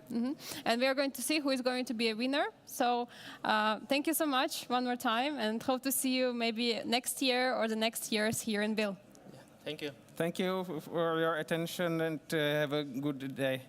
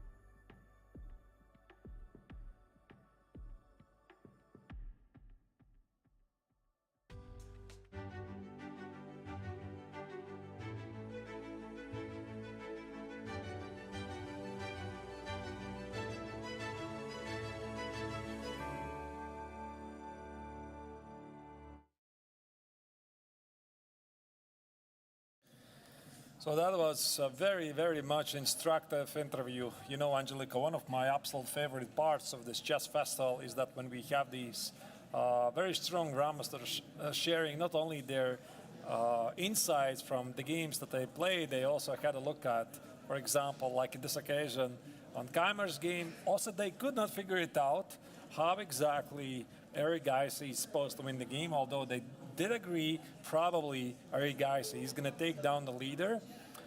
And yeah, so unfortunately for Eric Geisy, he's alone, right? He has to do it himself alone, but he has 50 minutes on the clock. So before we go back to the game, let's once again revisit what are the current results of the final round of the GMT tournament and what do the standings look like. And here we have the results. We had the draw. David Navarre against Lech Wanglia, who were so kind to come here at the studio to share their thoughts. It was a very exciting game with the exchange sacrifice. We had Bassem Amin draw against Yu Yangyi and Jules Moussard against Bogdan Daniel Diak, another draw. And we have the most important game still ongoing. Of course, it's really fitting that the GMT tournament finishes with the fight of the leader. The leader is desperately trying to hold on here. As you can see, like Wang Liem has reclaimed the lead before one more game to finish in this very long triathlon. 32.5 points. Vincent Keimer's game is still ongoing, and if he makes a draw, that's worth 1.5 points, but his position just looks so bad that actually I think that the Vietnamese grandmaster's chances look simply better at this point, which could make him a second title in 2 years, winning the same tournament twice in a row. And we heard him during the interview. He said, Team Arjun, Team India. He's for sure rooting for Arjun to win this one. And we see actually some action is happening on the board. So let's go back to the game. So when we left it, it was something before these maneuvers, right? Yeah. So Vincent was trying to get the king out of the cage. I mean, he did this to himself. He already regretted this, pretty sure. Rook b8, knight c7, knight e6. Arjun is making sure the black king cannot escape. The pin is there. The position is ugly. There's no question about it.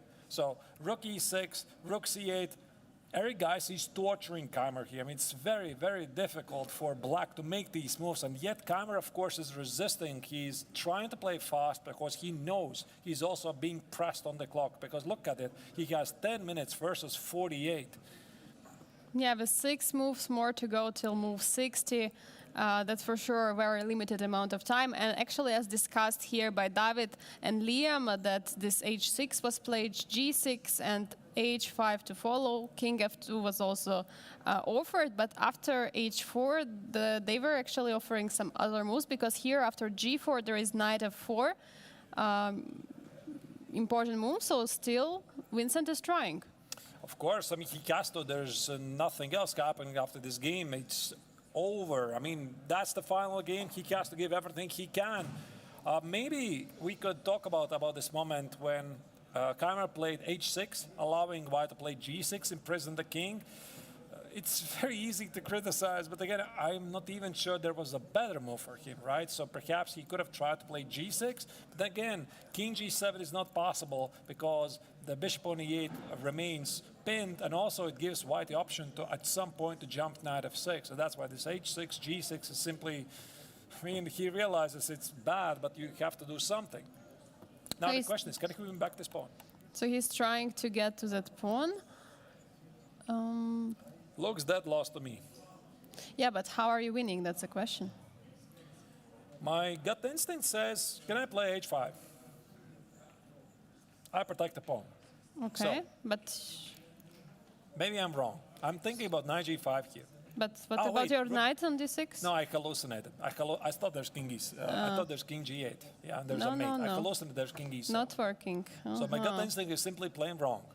Okay. I think in order to jump with the knight from before, you have to play something like rook d8, but then the pawn on g6 is hanging, yeah? Okay, I think this pawn is more Yeah. important than the pawn on h4, so I'm still believe that h5 could be the way. h5, knight just feels h5, and rook d8. Rook d8. idea to play something like knight c5, knight g5? Knight g5. Okay, let's try to count down the moves. King e7 drops a piece. King g8 drops a piece. You can't do it. Rook e7, knight g5 looks killing. So rook g6, that's a mate. Rook d6, not a move. So not rook move, not bishop move, not king move. So it's only a knight move. Knight f6, I just take it. G takes, g7, check. Maybe there's some hope in this endgame. But you can take on e8 and then g7. Well, you killed my hope right here. Sorry. Of course, it's absolutely correct, because I was hoping if I can only get the black this position, right, it would basically mirror to what Keimer had yesterday against Amin Bassem, sort of, right? I mean, giving up a piece, having some couple of pawns, try to trade this pawn, try to get rook against rook and rook and knight. But of course, you're absolutely right. Knight e8 looks killing. So it's not knight f6, it's just knight f4. And then, oh wait, he can give away the exchange. Knight g5, there's rook d6, and bishop g6. Okay, and what is this? Okay, I don't immediately see the victory. Once again, let's try to make this work. h5, knight h5. Maybe it's a wrong move. And rook d8, you said. So rook d8. What did I say? I already forgot the move. Knight f4. Knight f4. So now After knight g5, we sacrifice the exchange. Are we alive? knight.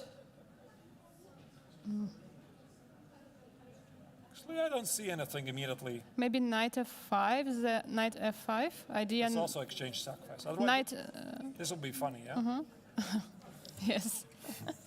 What do you say? Once And again? knight f5, an What idea. knight? Here, yeah? Idea to play knight g5 and knight h7, and there is no. It's too slow, I think. You can't do this. I mean, I'm Yeah, going you to take the cannot pawn play, and yes. give away the exchange Yeah, back yeah. at some point. Okay, maybe it's not h5, or after knight h5, it's not rook d8. I mean, I think everybody's going to agree with me here. There's something here, right? That's how I feel. There's something here. But what is it? We don't use any engine. We don't use any evaluation bar. We don't know if this is the right continuation or not. And that's what makes it so complicated. It feels like, okay, maybe it's not h5, but then again, not rook d8, not knight g5.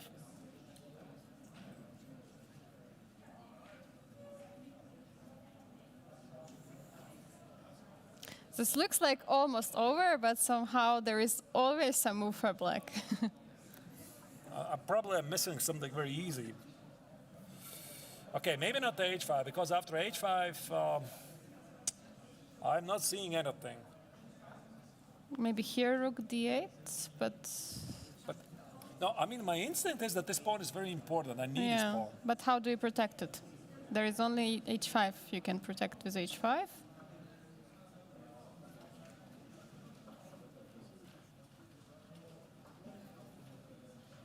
I mean, you can play rook d8 actually. Maybe yes. the same idea, knight c5, knight e7. Or knight g5, knight h7. Yeah. So I play knight g6, knight c5. That would be good, actually, because, you know, rook e7, knight e7, that's a mate on the board. But again, I think the problem is sacrifice the exchange. Or maybe this is somehow winning. I win this pawn. But this borderline winning drawing should be winning somehow, because sometimes there are these endgames when, let's say, white wins this pawn, trades the knights, and it could be some kind of a fortress. I can easily imagine this. But what else? Okay, you see, Arjun is so concentrated right now, and he is trying to imagine this position in his mind. He senses the victory is very near. But yet, a bit far. It's so close and so far at the Yes. same time. Also, Vincent, you can see he's not even looking at the board. Sometimes he takes his eyes away, tries to imagine. No, but he's typical, yeah. He's I don't know how many. I think 50% of the time he's looking somewhere else, not at the board. All right. Let's think about this once again. So, how many moves do we have? So h5 would be my prime move, but then after knight h5, I don't see what to do. Maybe there was something I'm missing after h5. I don't know. Is there something else? So again, let's use the elimination method. This is what I'm often doing. I'm just crossing out the moves. Rook move, possibly. Knight move, probably not. Knight f5 doesn't make sense. Knight move, no.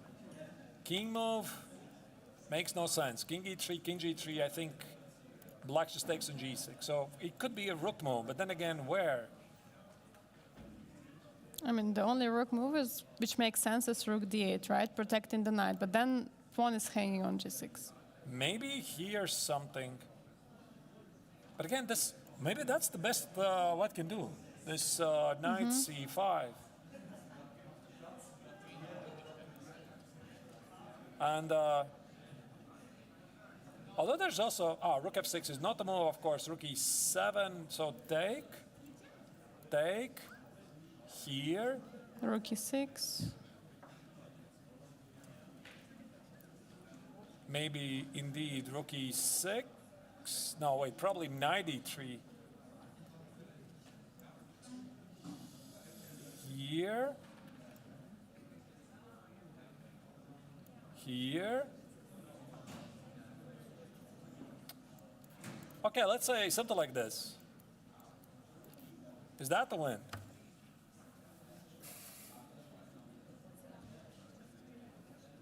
I have no idea. I have also no idea, right? Because I think we have studied too much all kinds of Dvoretsky's endgames, right? Because ultimately, what could be having some problems to crash through? Because black builds up a fortress. Let's say g5, bishop e6, and does nothing. Just does nothing. Okay, white could play f4 and maneuver with the king around, etc. Maybe it's a win. Bishop e6, bishop f5. g5 is also defensive resource, so probably this rook belongs in g5. Maybe somehow king can go around from the... I don't know. I simply do not know. But we have rook d8. I think he is going for this. Is he? Because once again, after knight g6, what happens now? Because rook g6 is not a move. Knight g6. Can I do it from the other side? Actually, I can do it from the other side. What does it change? That's not a move. That's here. Oh, wait, there's rook e7. No, rook e7, knight h7. Yes, but this knight is also hanging. So we are going to get our answer very quickly. Because knight g6 is on the board. Is this the endgame we are heading to? Or there's something immediate?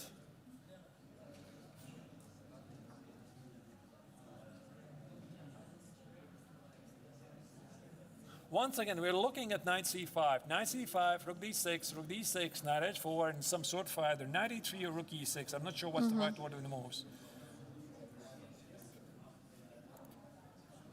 Maybe there's knight g5. But what does it change? Because there's also rook e7, but let's say black does the same.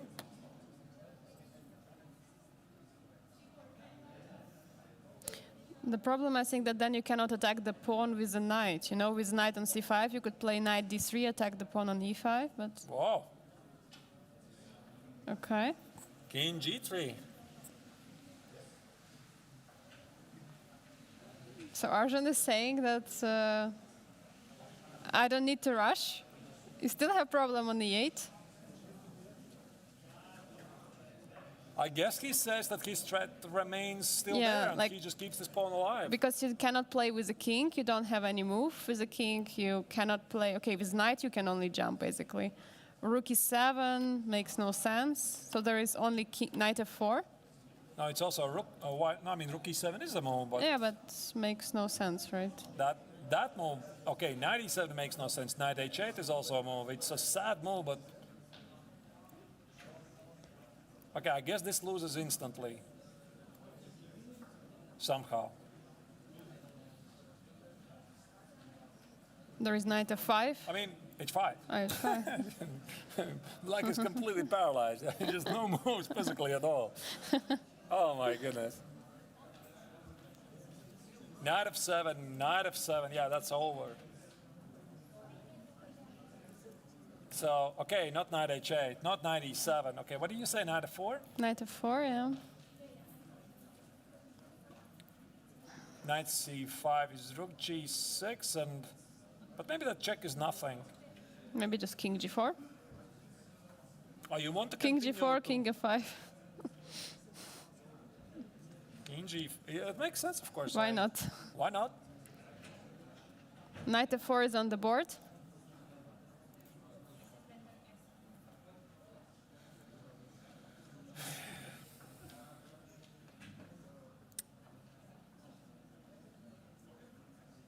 I mean, there's still room for white to misplay this because there's so limited material on the board.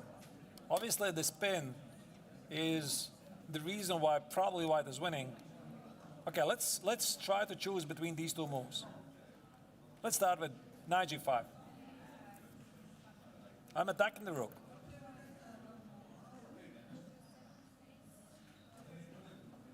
I mean, rook e7 or rook d6, right? So There's we have also to- king e7, but okay, I guess it loses. So, rook e7.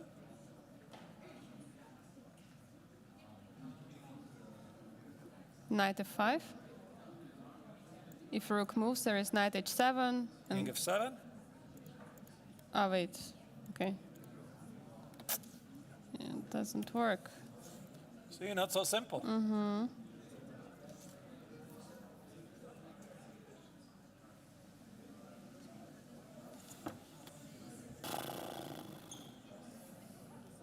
Okay, maybe indeed there's something like king g4 here. King g4, king f5. Okay, and if I go the other way, knight c5, because this is more forcing because rook e7 because knight e7 check. That's very important. Rook d7, rook e8 is a checkmate on the board. So this feels more forcing. And if I give you a check, now this is unprotected. Here.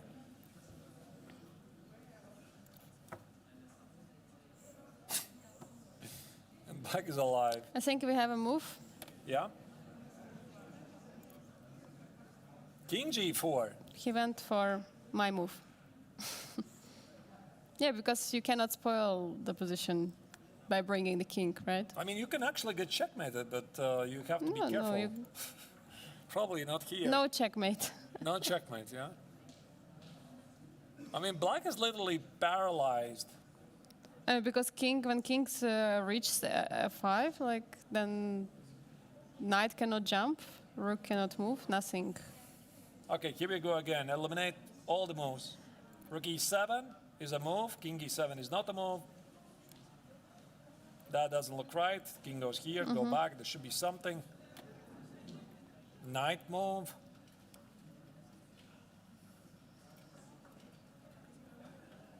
Knight e5, probably just... Oh, wait, there's still knight e3 check. So it's not losing immediately.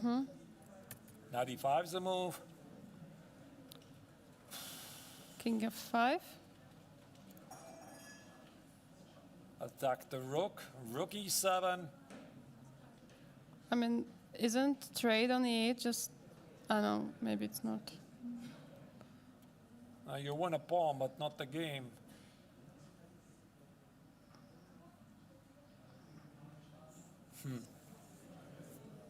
Knight c5, knight d7.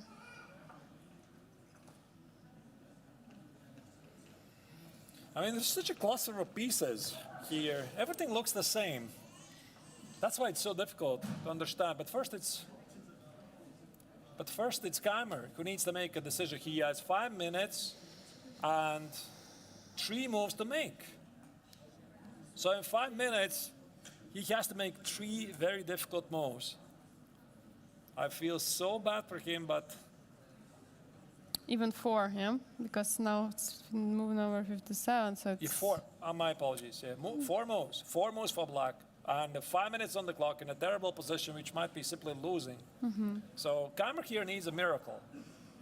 Some sort of help from Eric Geisy, a blunder, miscalculation. Because normally this game is getting to a victory for white. That's what it feels like. It's simply, there are simply almost no moves. Can I play g6? You can try. King g5. King h6. King h7, promote the king. There is also knight f6, maybe. But knight f6, knight h3, yeah, has to be careful. There's definitely some. Yeah.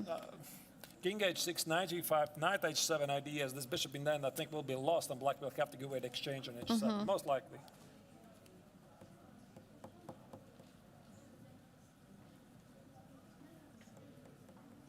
Yeah. Oh, by the way, I noticed the evaluation bar on the live position says white is simply winning. Because we don't have it for the analysis board. No, I mean, white is then simply winning. Yeah, I guess this. King march Knight d5 was played. decides. Knight d5. So Vincent is trying tricks. I mean, what else, right? 98, 93. He needs a help here. King f5, we were looking at this position.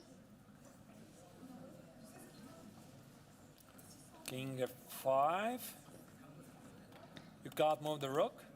Oh, wait, you can play rook e7, of course. Yeah, but here knight c5 is a move. I want to play knight d7, knight Check. e6.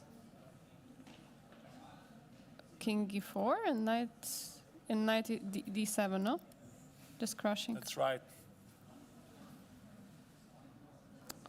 Maybe he can still, no, but there's no hope. Oh, wait, there is hope, because white could misplay this. We could have a very interesting theoretical endgame. 2 knights against pawn, yes. Very fitting No, for but a the pawn GMT is at the tournament. beginning, so it's Okay, good, sure. it should I be. know Yeah, I know I rushed, of course. White's going to take to the knight. Yes. That would be very fitting, you know. Yeah. And of course, Tangent will say something about plus 50, but try to check maybe 2 knights. This is not going to happen. So, no, h5 instead. Okay.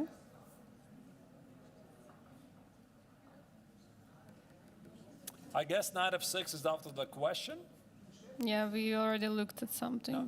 Not really, but this is winning, I think. Knight f6 most likely is winning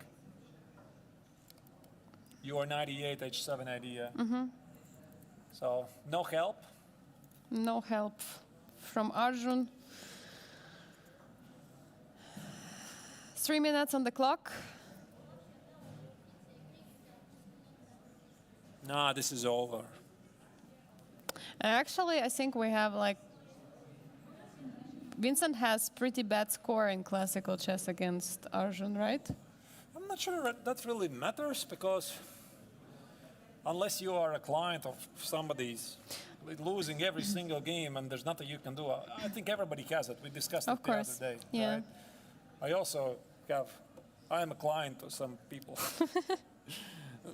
I can nothing do against it, right? So you just keep losing, and we discussed this how Carlsen was some time ago regularly beating Nakamura, one of the best players in the world, and now he has overcome this streak of losing all the games to him.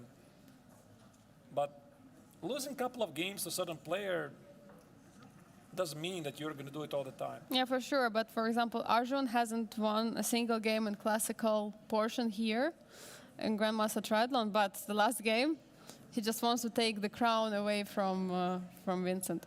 But he's fighting for himself. He's I mean, fighting for Arjun is himself. fighting for the fourth place Absolutely. overall. So once again, if he could go to the rankings, as you can see, Arigaisi is in the 6th place.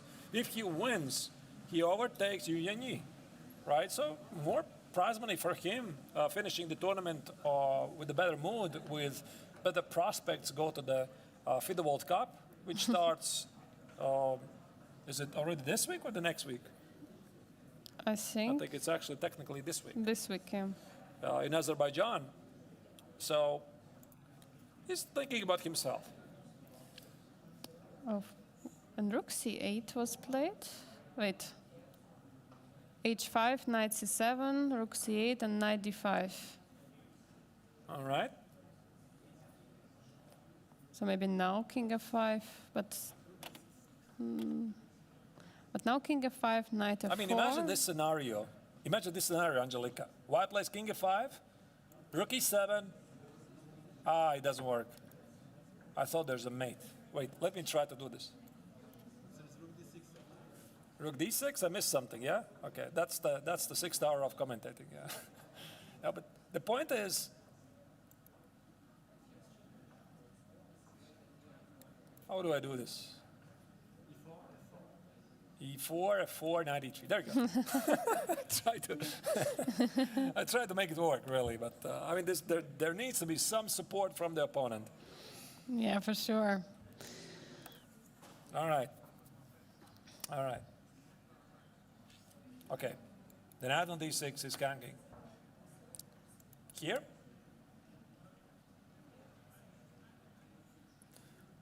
Knight f4, maybe? I guess. Oh, wait, again I'm blundering. How many times can I blunder? Already 3rd time. And go back. And now there is no knight d5, no knight h5, the rook. Yeah, but rook. Pardon me. Yeah, I mean, the black is simply paralyzed. Any move, knight c5? Yeah, but now I take 97, 98.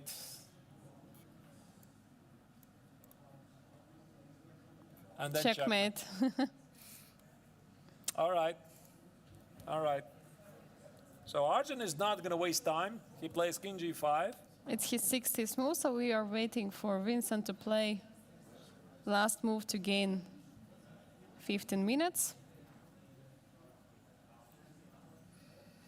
Even if Keimer loses, of course, it's not a tragedy. Of course. Right? He will be massively disappointed, for sure. But it's been a great run for the young German. He had excellent chances to win the tournament, obviously. But again, before the final round, there were 3 leaders. All 3 of them had pretty good chances. And for example, he had, let's say, David Navarra beat Le Quang Liem. Also, a draw for Keimer would not be good enough. So he would be finishing on 2nd place because of the tiebreaker. So it's just a loss. It happens. And he's a professional. And he's going to overcome. I think that also, even with the loss, Keimer remains in the 27 Hungary Elo Club. A lot of experience to take away from this tournament. And then I believe that in either way, he is going to be back here the next year, unless he's going to be 27-50 already, and give it another shot to winning the title.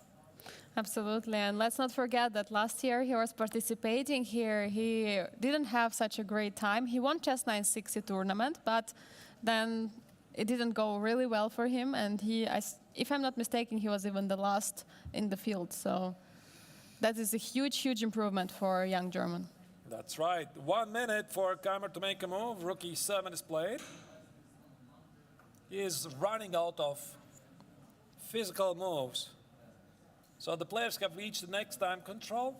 Let's see how quickly Arigaisi is going to play. Knight c5 here. Does it work again? I mean, knight c5 works almost in every position. Yeah. I mean, here, again, knight c5. There is knight f6 or knight c7, yeah? This doesn't work. Because, okay, yeah. Yeah. So you can't do it. So no knight c7 for you. And knight e7 is a big threat, so I could still knight go f6, yeah. knight f6. There is h6. There's h6, there's knight h7. Oh my god. Yeah, I mean, you still need to calculate quite a bit. Okay, I think that what we're going to do, we are going to make our final break. We are going to keep the game live for you so that you are not missing what's happening here, because the players have plenty of time. Keimer is not going to resign. He's going to fight it out until then, even if it's hopeless.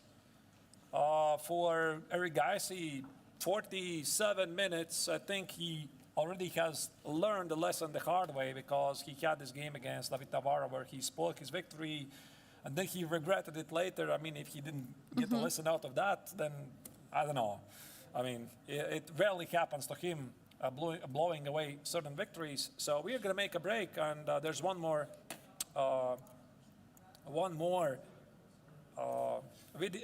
recorded video interview would like to show you, but in case something dramatic happens, there's a resignation or something, we are going to immediately come back and I'll get you back in action. Don't go anywhere. But maybe instead we have interview with Jules, because Jules is here. Jules here? Jules here. Okay, let's do it then. All right, Jules. Right. Yeah, okay, let's do it. Let's do the interview with Jules. Okay, fine. So let's make it then 1 minute for the technical break. We are going to have Jules Moussard here with us. He's going to explain his thought process in the game he played. And then, if there's still no more moves, we're going to make this longer break and show you this recorded interview, one of the beauty awards of the tournament. Don't go anywhere. See you very soon.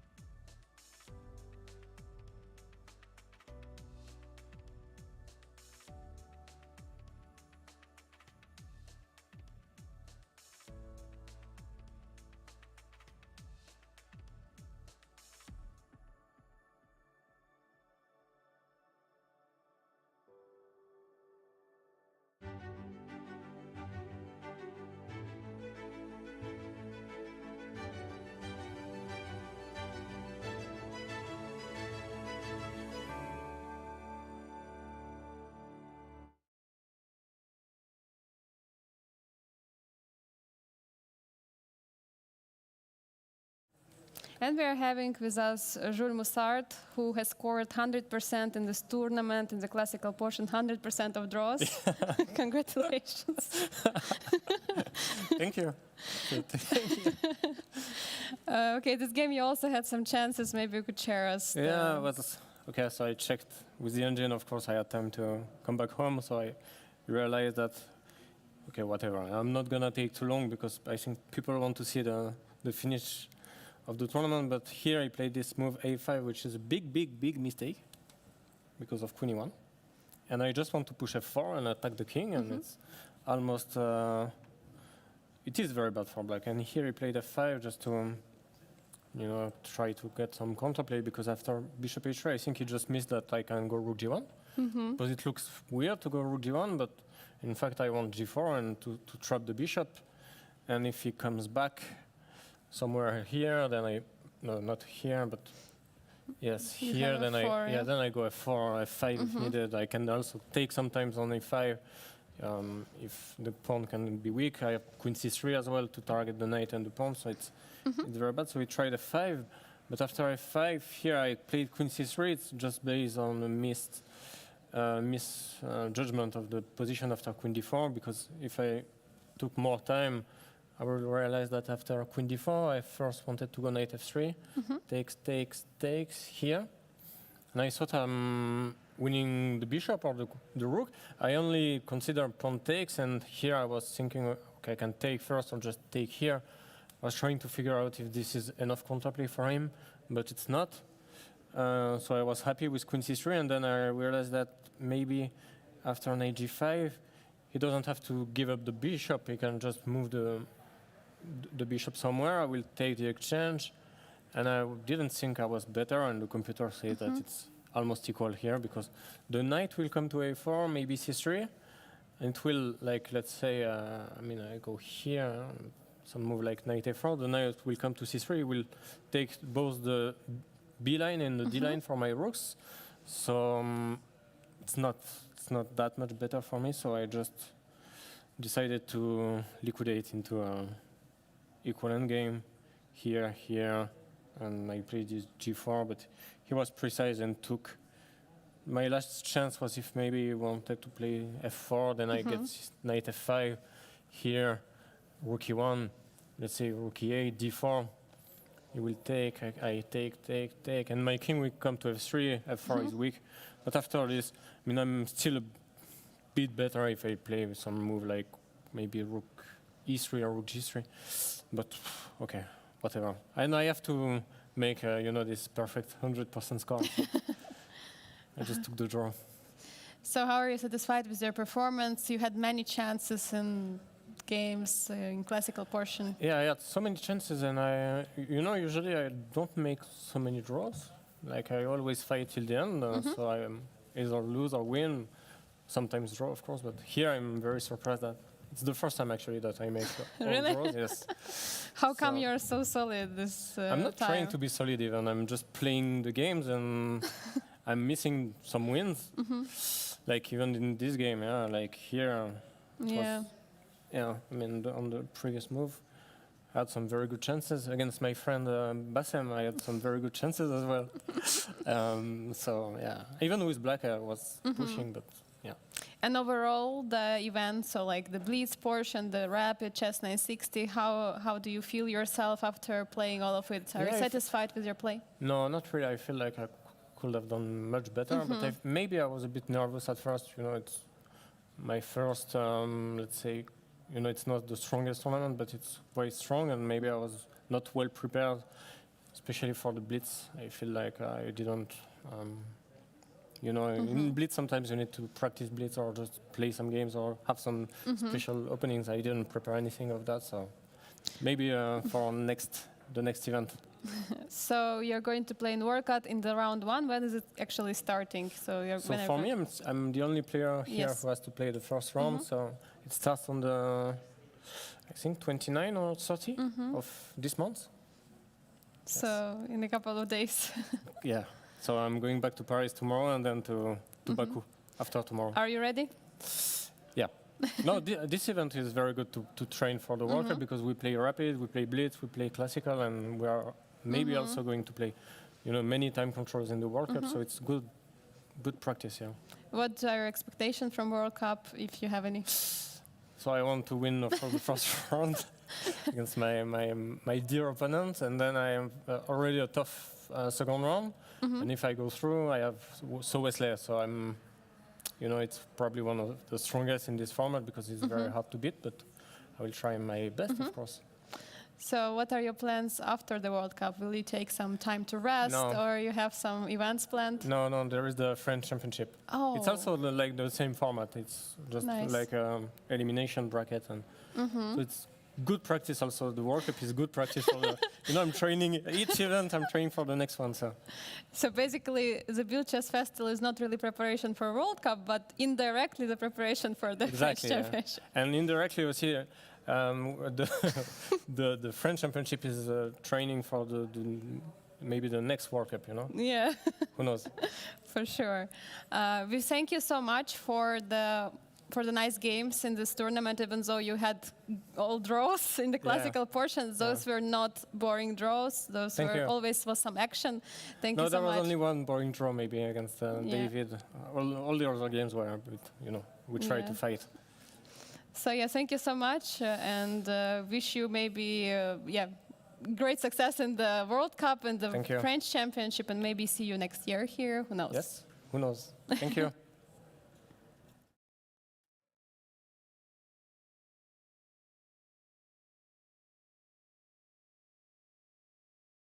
And we are here again with the Beauty Awards of the round number 8 of the MTO Master Tournament. I'm here with Riyad Samadov. He had just won the prize for the most beautiful game in the round number 8. Congratulations. Yes, thank you. It was really a nice game. Yeah, it was a very exciting game. Very exciting game, exactly. Maybe you could share something from the opening, maybe something of your preparation and the key moments of the game. Okay, we can start the game. E4, C5, played Sicilian defense. D4, take. It's a variation, so I don't give any comment. Okay, yeah. A6. Snyderf. Yeah, F3, E5, knight B3, bishop B6, bishop B3, bishop B7, queen D2, knight BD7, G4, we played these moves very fast. Castle, long castle, b5, g5, b4. Here there is also knight h5 move. I played this move against Sarichivan in 2021, but this game I decided to play more aggressive. That's why I played b4, knight e2, knight h5, knight g3, and here I played very rare move, a5. I think my opponent didn't expect that move. There are just 3 or 4 games in the database about this move. More popular knight f4 move. So it was still your preparation? Yes, of course. a5, take on h5, a4, knight e1, bishop a2. In this position there are several continues. White can play knight g3, bishop to b5, rook g1. All of it lead to very complete positions, but my opponent played b3. It's a mistake. In this position my preparation came to an end and I sought for 45 minutes. The best move here was queen c7, but I didn't like it because of king b2. Here I just missed very strong move d5. And for e d5, queen e5, black has a very big advantage.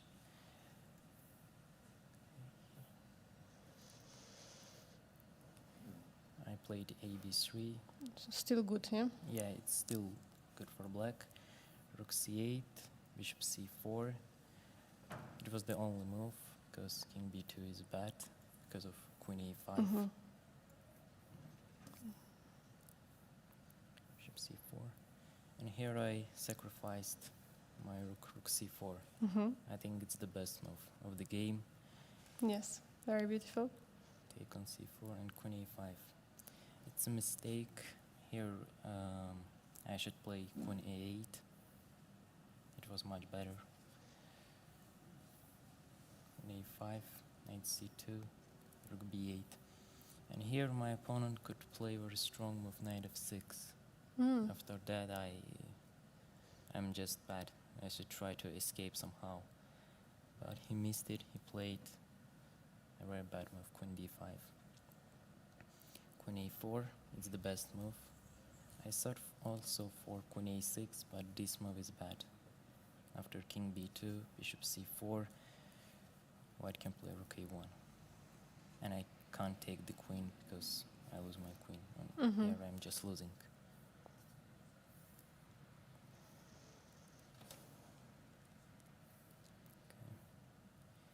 I also sought for queen c7, but this move is also bad. White has a very strong move, knight b4. They sacrifice knight, and after check, take the bishop.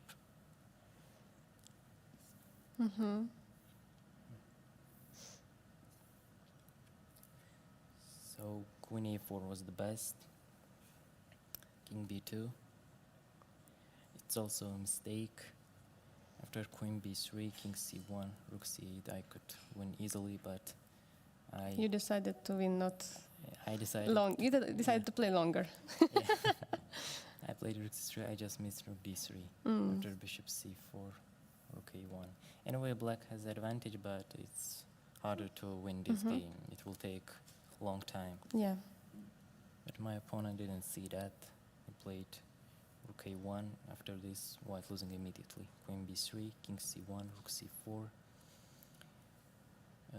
My opponent played queen d2. He could also play queen a8. Here I calculated knight f8, queen a2, queen a3, and for king b1 just queen d3. White is up for a rook, but b3 is coming and white is just losing the game.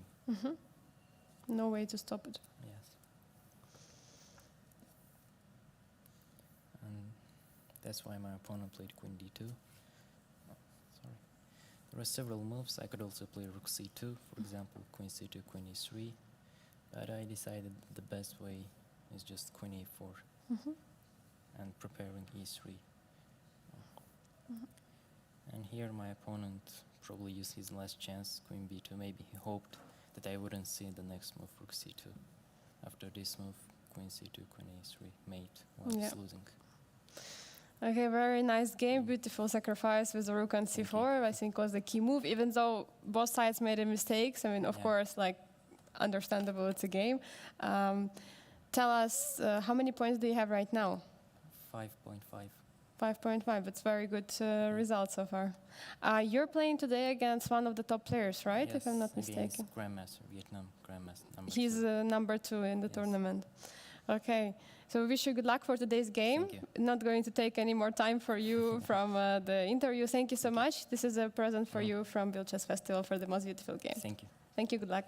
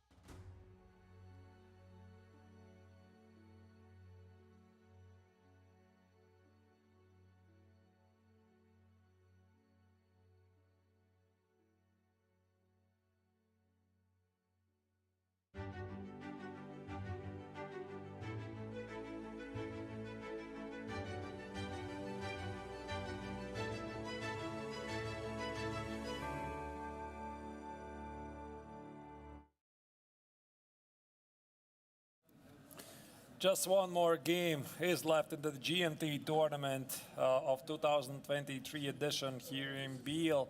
That is the overall ranking former leader of Vincent Keimer, who needs to make a draw.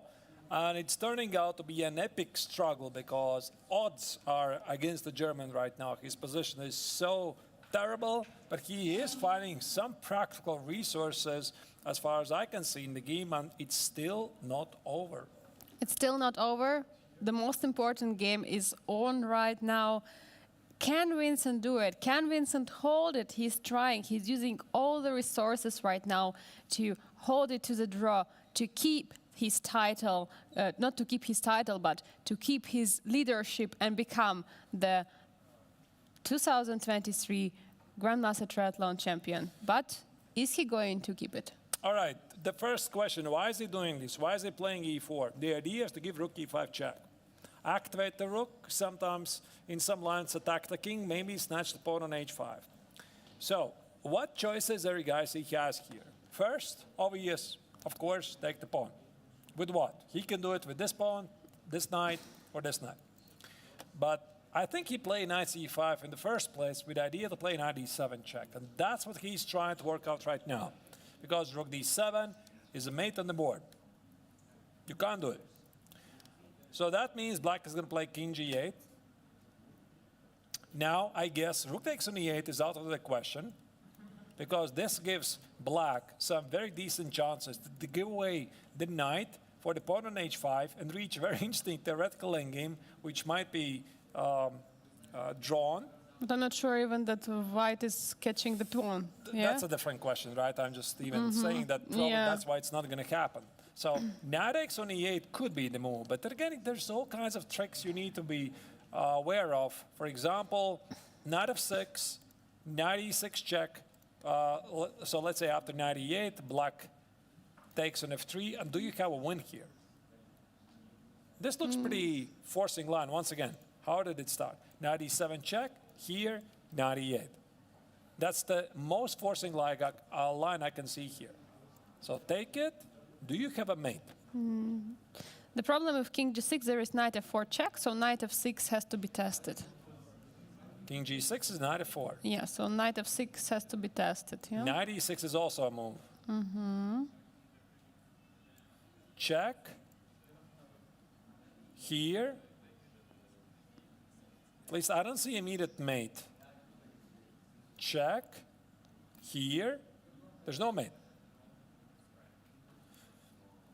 If white takes the piece, rook takes on d7. This pawn is dangerous. So it's really tricky, right? I mean, there's all kinds of points you have to calculate.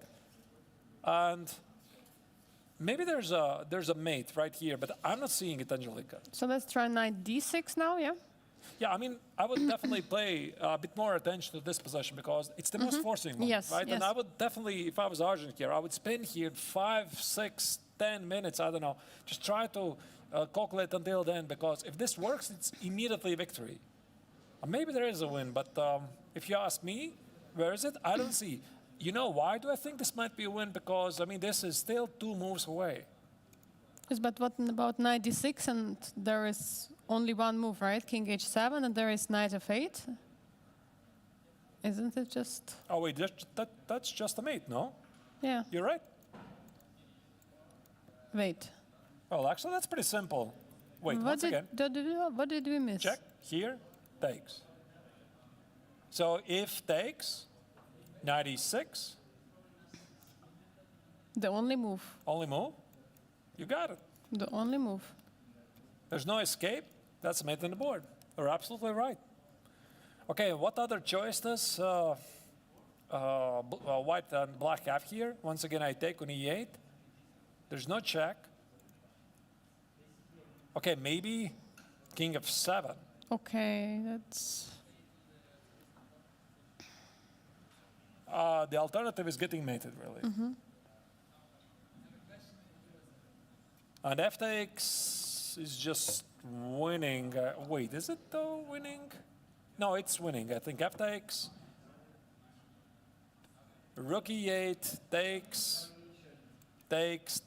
Yeah. Here you're just winning the pawn endgame. So, knight e8. Knight d7, there is knight f6, right? Or rook d7, sorry. Rook d7, there is knight f6, right? Also, it has to be calculated, by the way. Check. Yeah, but I guess black is Yeah. simply too slow. Yeah. I don't believe this pawn is ever going to make it. It's No. simply too far. And we have a move on the board. And it is knight d7 and That's king what we are g8. getting. He's got this. Ordinary guys, he has got this. I mean, you, Angelique, spotted this, and I'm pretty sure that there guys already has found it. Rook e8 is not going to happen. F takes on e4 also is a move to consider. But once again, I think this looks pretty clean. Knight e8, Big threat, knight... Yeah. you have to go here, and just take it. Ah, wait. Knight rook d7, yeah. Rook d7 is the move. Wait. Takes, and if I trade this pawn, it's a draw. And the knight on e8 is not great. Here, and there could be tricks like g6, h6, rook h5. Okay, maybe not the precise, but you get the point, right? Here. Not over yet. Okay, so let's try to... What was it? Takes here. Okay, maybe not f takes on e4. Rook d7, very powerful idea. There's a check, but there's king e6. I mean, when you're playing this game at the 7th hour, you start to see all kinds of weirdness. It's so easy to hallucinate here. It's easy to hallucinate for us while we are For us, it's commentating. standard. Yes, and just imagine We're how it is on hallucinating the all board. the time. For us, it's standard. I mean, we are doing this all the time. Yeah. Wait. Okay, and what if I don't take on e8? I start with... Take, yeah. Take what? The Here. pawn. Knight f6 Knight doesn't f6 work. is knight f6, just loses. So you gotta take this horse. Wait. Winston is still alive here. If I take it here, not even to speak about knight e7, but the same idea, king f7 might be here. Maybe to take with a rook Where? Here? here, and then some... What do you want to do next? No, knight jump. That There doesn't is look no- very clean to No, me. okay. Yeah, it doesn't look good. You know, now that I look at this position, I start to believe that Keimer might actually still save this. Of course, it's unlikely, but I see possibilities for White to misplay this. There are possibilities. There's a room yeah. for error here for every guys. It's not super obvious. Again, I see the bar on the small analysis, the small live screen says +4 for White. Okay, great, but I mean, every guy says it's a human, right? Once again, 98 or rook e8, probably not rook e8. So, 98 king f7. What's the next move? Let's once again look at this. F takes on e4. Take on d7. Take it. Rook takes. Here. Can I force a draw? Rook c7, king e8. h6, rook h5. Yeah. it's not- Knight e6. Okay, maybe I don't have to rush with g6. Wait a second. What about h7 instead of knight d6? You cannot take. There is check on c7 and knight f6. That's really nice, Angelica. That is really nice idea. You're right. h7. But now maybe just. But okay.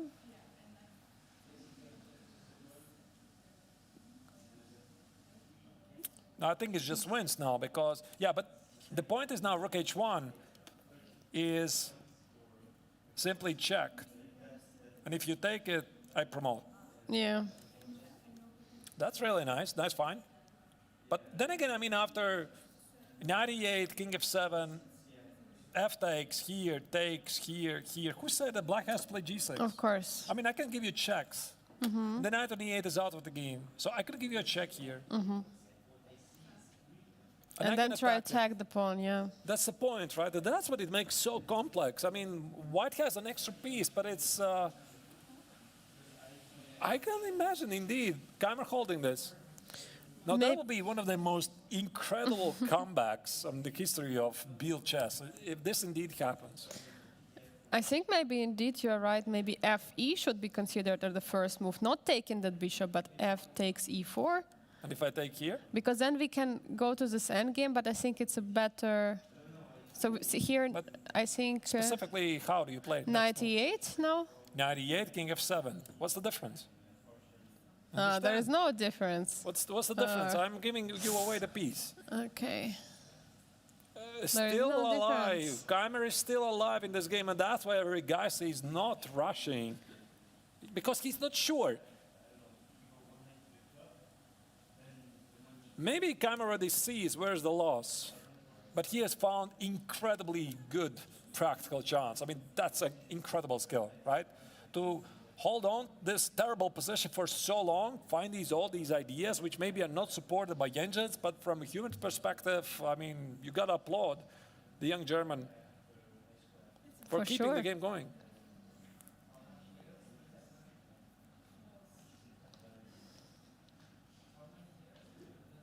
Okay. So, let's have a fresh set of eyes. So, what else? What else? Maybe there's something else. Knight e8. Okay, can we have a look at rook e8? Yeah, I wanted to actually ask, what is happening here? It just doesn't look right. This pawn is very strong, and I want to eat this pawn somehow. Yeah, but wait, I'm not even in time to run back, right? I cannot get to g3. No, he just loses actually for white. Okay, big no-no, I guess. No rook e8. Okay, let's discard this. Ridiculous. So, again, f takes or knight e8. Knight e8 makes more sense because there's a forced mate, right? So king f7. It's some kind of mathematical puzzle.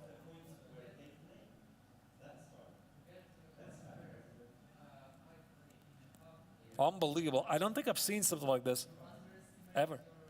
So f takes is rook d7. Okay, I got it. Knight e6, king e6. Maybe there's something here. But what? Yeah, it's a huge question. What? Some knight jump? Where exactly? I mean, knight f8, king d6, and it doesn't work. It's so easy to get confused. We are confused. All right, what else? What else? Maybe there's something else. What are we missing? What about... Can we try again this line? Just, I'm not so sure. So rook e8. You want to try Yes, so... Why? And now to play king g6. Yes, but... And h6. And I take? It's just a draw. And no? now... I mean, Okay. Yeah, I wanted to play knight f6. I thought king h7, knight e5, checkmate, but there is just knight, yeah. this knight There is here, this knight. Oh, it's still there. So there is nothing, yeah. I was thinking maybe there's some retreat with the knight on f5, but... Knight f5, rook d7. Wait, I don't see Oh, the victory. actually, wait. Knight f5, Rook d7, rook e8, yes. rook e4. I mean, that's You're just up a probably... pawn, it's not winning. Wait, I don't even see the win, to be honest. Wait.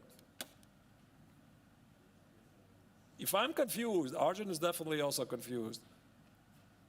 Although he is a better player than me.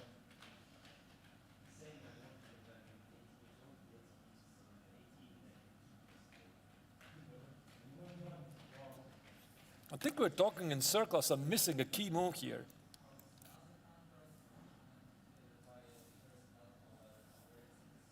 Maybe there's some knight g7 move somewhere.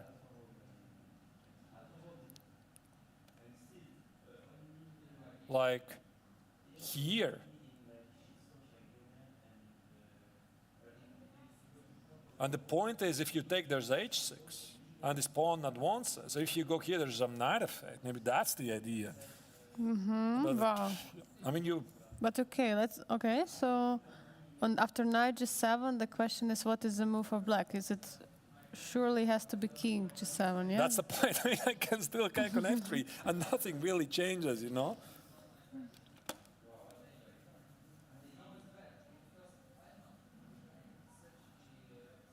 Okay, I guess you have to stop this pawn and go something like knight, maybe. Oh wait, there's a mate threat, rook f8. Oh. Take it. h7. Maybe that wins. Wow. Incredible. If that's the win, maybe the only win, I don't know. Okay, once again, Let's do it slowly. 98. Seems to be the only move. Only move. Yeah, only one. Knight g7. Here, rook d7. So black can take here, here, here, and maybe do something else. So let's start with obvious move, okay? King g7, h6. King f7, h7. This pawn advances. I think And we can promotes. agree on this. Yeah, Yeah. promotes. Right. So here, check. That's a win. Okay. You take the rook, you Checkmate, advance the pawn. yeah. Whatever. Okay, so we got this. So there's no king g7. What about rook d7?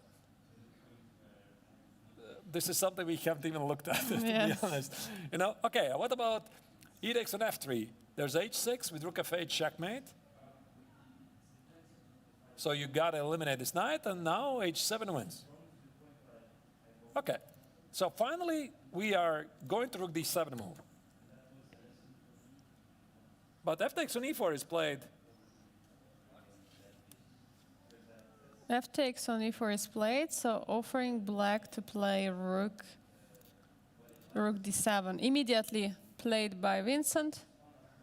Immediately we have the moves. So we have this position we were discussing. Oh, he is transferring the game to this rooking, and that is really smart. Yeah, I was looking at this position. Yeah, but we decided not to look any Yes, yes. Rook d6, rook e5, so that's the position. further. You know, actually, this might be funny because Vincent actually would love to have the pawn, not the knight. Yeah. But there's no such choice for him. Rook e5. Okay, now we have some forcing moves. So basically the idea is to bring the king here over all the way to the pawn Right. and start pushing it. So we have a rook endgame.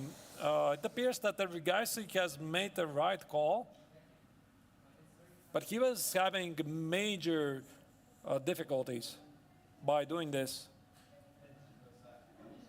Maybe Keimer was hoping that the Indian Grandmaster is not going to pick up this continuation. So, okay, Maybe. what do? You play, you need to activate the rook, obviously, and you need to bring closer to the defenses. King g8 is logical, but then, yeah, king g8.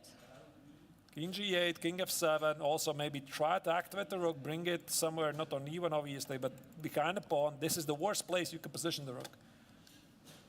There's also g6 to consider to eliminate pawns, but I guess black has no time for that. No, g6, there is rook e7, right? Yes, but what does it do? I mean, I just go away. H takes is just a draw. Oh wait, is it? Yeah, it's H just a, takes, it's a rook theoretical takes, draw. yeah. It's a theoretical draw. So you can't do it. Another nice attempt by the German player. Then h6 should be played here. I'm not sure. Maybe even take. This could be winning.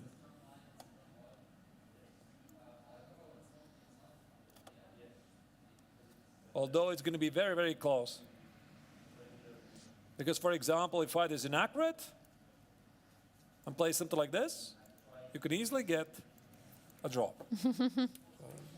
One mistake, and that's it, the victory is gone. Gone, yeah. So g6 could be a big move. And I think Keimer right now is trying to calculate, can he trade these pawns? Because the less pawns, the better. Once again, here. Other alternative is king g8.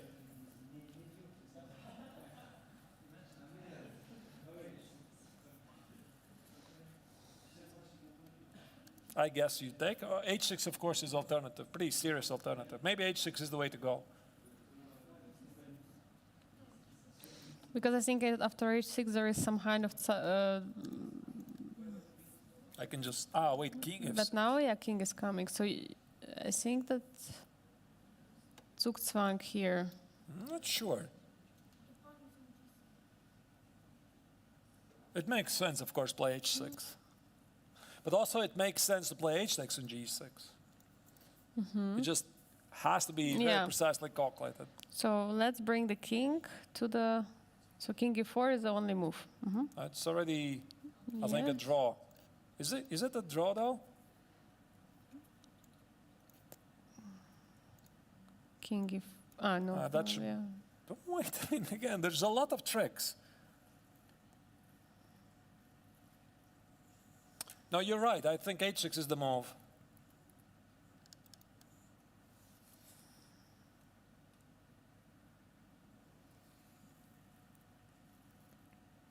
If the rook leaves here, there's rook e7, rook e6. It's got to be a win. If the rook goes here, there's king f6. It's got to be a win. So king g8 is the question. King g8, but then you leave this pawn unattended. The question is if white can use it.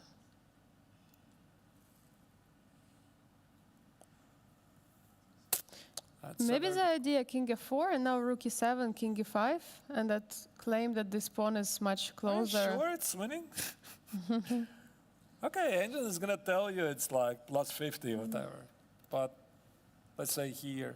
I mean, again, you want to calculate these things very precisely. Or let's say here, here, here, here, shouldering, etc. I mean, I can easily imagine this being drawn in some line. And maybe white needs to be very accurate with some checks and then promote. There's no room for error for white. But again, it's a big decision for Keimer to play g6 or not. Because king g8 is the other alternative. And Keimer is very good in endgames. Absolutely, Keimer is indeed very good. And the question is, what is he going to play? He has 9 minutes on the clock right now, but this is a very, very critical position. So I guess king here, here, here. I try to run here.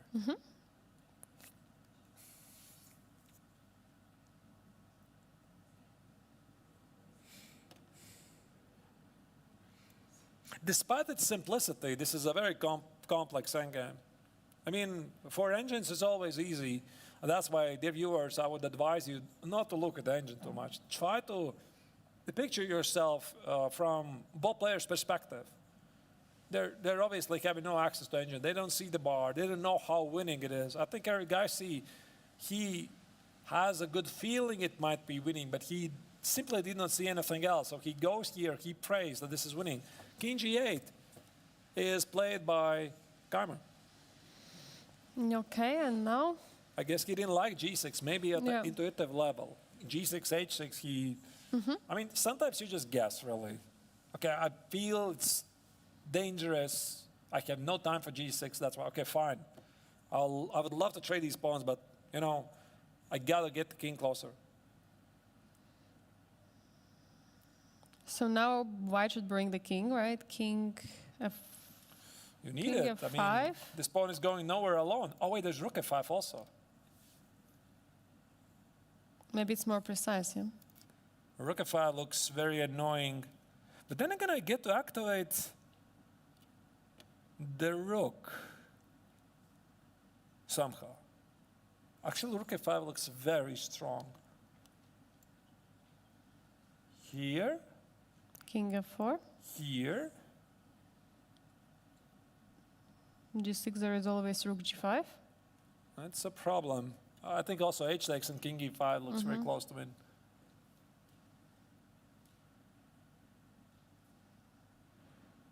Okay, I activate the rook.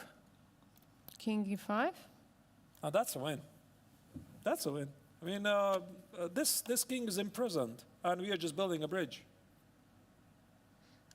Absolutely. Super, super complex game is getting to a finish, and I think that rook f5 is the accuracy that the Indian player is looking for. Again, hugely important game, because at the stake here is that victory of the tournament. Winston Keimer needs a draw. And he is doing absolutely the best he can. It's actually a small miracle. He made it so far. he made his opponent's life as difficult as he could. But also, big props, of course, to every Geisty because he remained cool. He did not get confused in this very tricky endgame right here. This 97 King G8 that he decided not to win a piece. I really think it's pretty impressive here. Not 98. He decided to go for this rook endgame. That shows some amazing class. Yeah, absolutely. And going to this endgame, and we're going to see the move very, very soon. Probably after the game, you're going to get some endgame experts going through this game and explain everything in detail. And I think also this particular rook endgame is still a bit tricky. But rook f5 looks pretty clean to me. Yeah, rook f5 looks like a move. Okay, if I go back here, g6. No, but you just take him. Yes.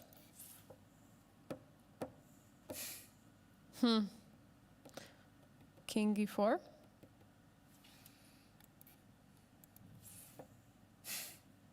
And rook now, f1. that should be a win. The king is cut off, although you always need to watch. Oh, wait, okay, I made a mistake. Sorry. That's the key defense.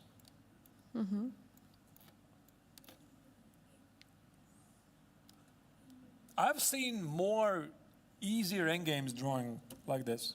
So you can misplay it.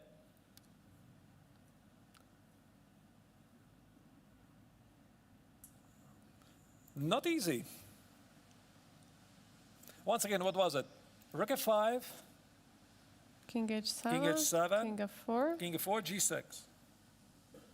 I mean, you have to take. Wait, who said I have to take? I can give you a check and King e5, but there's King g8 again.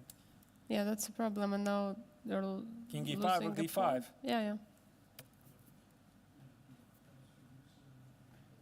And if I So- go here, probably my analysis is ridiculous. You know, I know that. I know that. I'm just, I'm trying to No, picture. but then take on h5, and then king is. Oh, so you don't want to. Maybe it's important to cut off the king here, and only then play d6, and then cut off the king, and then, oh, come on, even this you can misplay. Can we go to that position with? It's so now. We played king f5, right? King f5. King f5, I think there was... Ah, no, sorry, rook f5, sorry, yeah. Rook f5, f5, king king h7, h7. king f4, King f4, g6. takes, Takes, king g6. king e4, Rook d7. and here rook f1, rook f7. Yes. Wait, okay. I mean, we're here, right? Yes, we were here, yeah. Do you see something? I don't see nothing. If I get here, it's just a draw. That's why, dear viewers, you have to study rook endgames because it might allow you to save some critical points in the most critical moment of your career, perhaps. Maybe instead of rook f1, rook f8. Idea is rook f7, rook e8. I'm not sure what it changes, but fine. I mean, you gotta agree, it's already balancing the draw. It's very, very close, right? Very close. So that's why guys is not rushing with rook f5 because it only facilitates black's idea to play g6. It's tough choice. So, what was the alternative move? King f4, was it, or king f5? Yeah, but there were problems, yeah? Problems everywhere, no matter how you look at it. I mean, Keimer has chosen the best defense. So, okay, let's say king f4. What did we talk about here? Maybe, by the way, there's the same idea, king h7. No, king h7, then I go here. I think king f7 we were talking about. King f7. King e4. I already forgot we were analyzing, to be honest. King e4, I think. King e4. G6 here. But that should be then a win, because after g6, take it, king g6. But why don't you take with a rook? Because I see no point, because the king is crossing, and then we're building a bridge, and there's no side checks because there's no 3 files for you, which is according to theory. I think with this pawn, perhaps sometimes it could be a draw, because as far as I remember, there needs to be 3 files from the rook to give the checks from the side, but I might be wrong though, because everything already seems the same. King takes on g6, Where? here king takes on g6. There's also h6, by the way. Yeah, there is also h6. So, King takes. sorry. King d4, king f6. You have no time for rook e7, king e8, king d8. Okay, we have a move. And the move is rook f5. Okay. So he decided to cut the king. All right, king h7 or something else. There's still venom in this position. 8 minutes for Keimer, 10 minutes for Early Guys. As you can see, Keimer has almost caught the Indian Grandmaster on the clock. It doesn't really matter, of course, but as you can see, Early Guys, he doesn't want this win to slip away. Indeed, he doesn't want to. And of course, Vincent is trying his best to defend this, trying his best to hold. This is incredible how long the game was ongoing. We got this position with absolute pins on the back rank, and now we are in the rook endgame. Can I play g6? King g7.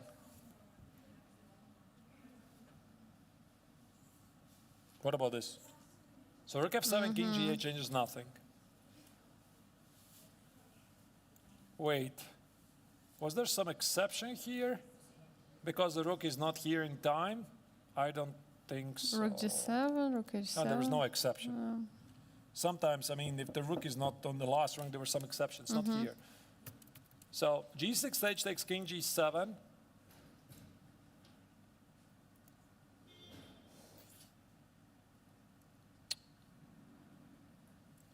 If I go,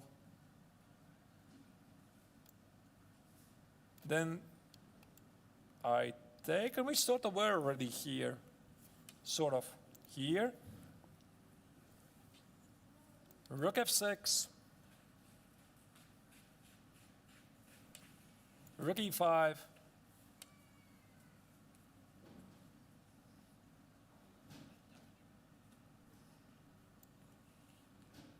here, I guess, but it's gotta be a win. No. I mean, of course, we can test it if this indeed wins, but I think the bridge is building there. So you start to give these side checks, you're missing one more line. Yeah. Still could be tricky. Okay, so g6 on the board, king g7, there you go. King e4 is played very quickly. This means that the guys anticipated this. We're getting a highly theoretical endgame here. So is it rook g6, is it king takes on g6? I see the bar says white is still completely winning. Good for the bar. Okay, king g6 we were looking at. I think it has to be played because rook g6 is immediately king e5. Yeah.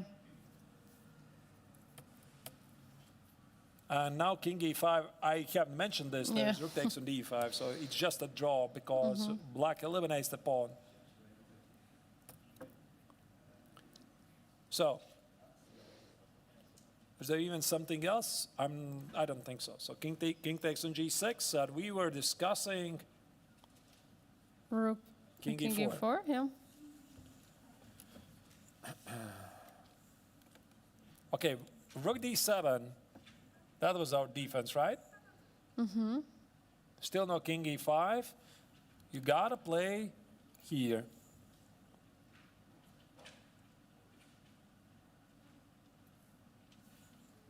And rook f7. So where This was was the again? position. I mean, I think it was our problem. No, this position That was our our problem, right? But where was the win? I really forgot, you know, because everything seems the same. King g6 is on the board. King e4 is on the board. So rook d7, you gotta play this.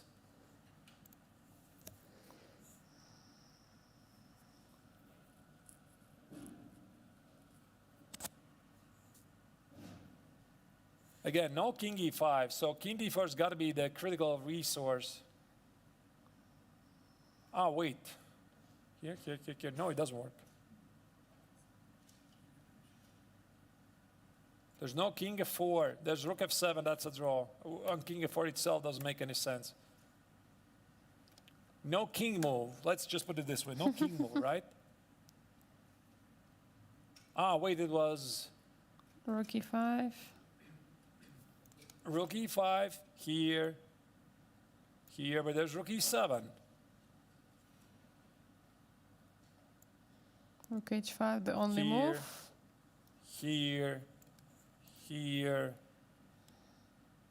Maybe that's the win. Here, check.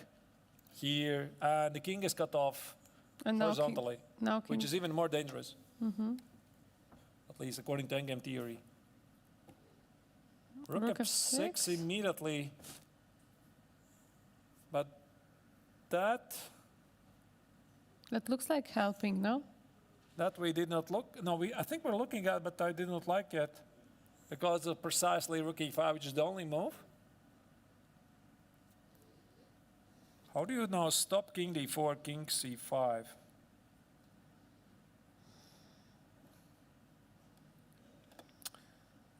And the problem is this pawn has crossed the middle of the board because sometimes in these positions, here, you position the rook here. And the pawn, if it had not crossed the middle of the rank, the king cannot advance. But it has crossed. It already stands on d5. That's a big problem, yeah. Unfortunately for Keimer. So,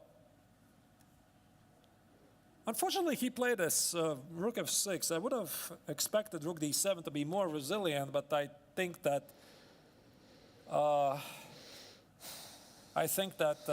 also rook d7 somehow was losing, but I did not immediately see how. Probably there's something very simple. But as you can see, there's nothing simple about rook endgames. That's why it makes perfectly big sense to study any endgames, and that's why it makes sense to go there when you are having bad positions, because So what's the move here? Rook f7? I don't know. Now I don't see any defense, to be honest. Because rook d7 was my final hope. Now I'm not so sure.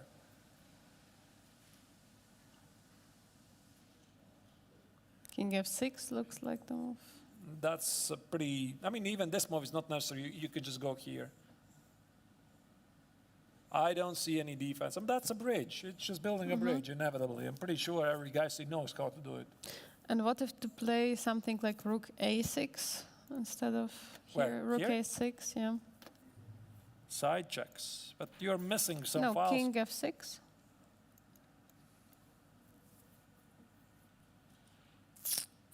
Exactly, the Lucena position. Fair point. Check here, check here, check here. You can't play rook d6. King c5, you go somewhere here, d6, check here, check here. That's a bridge. One of the basic rook games. So, in case somebody doesn't know how to win it, I think YouTube is full with them. Yes, indeed. Right, so here, that's the right maneuver, cut off the king. This king is too far away. But, I mean, at this level, I think that every guy will win this in bullet if he gets to the bridge. So I'm pretty sure that Keimer is not going to test his opponent's knowledge. He's still looking for the final ways to avoid his position transforming to the bridge. And he has 2 minutes on the clock. He has to play move. Now he has, of course, this 30 seconds increment, but it doesn't change the position is very tough to defend, if not impossible. I think he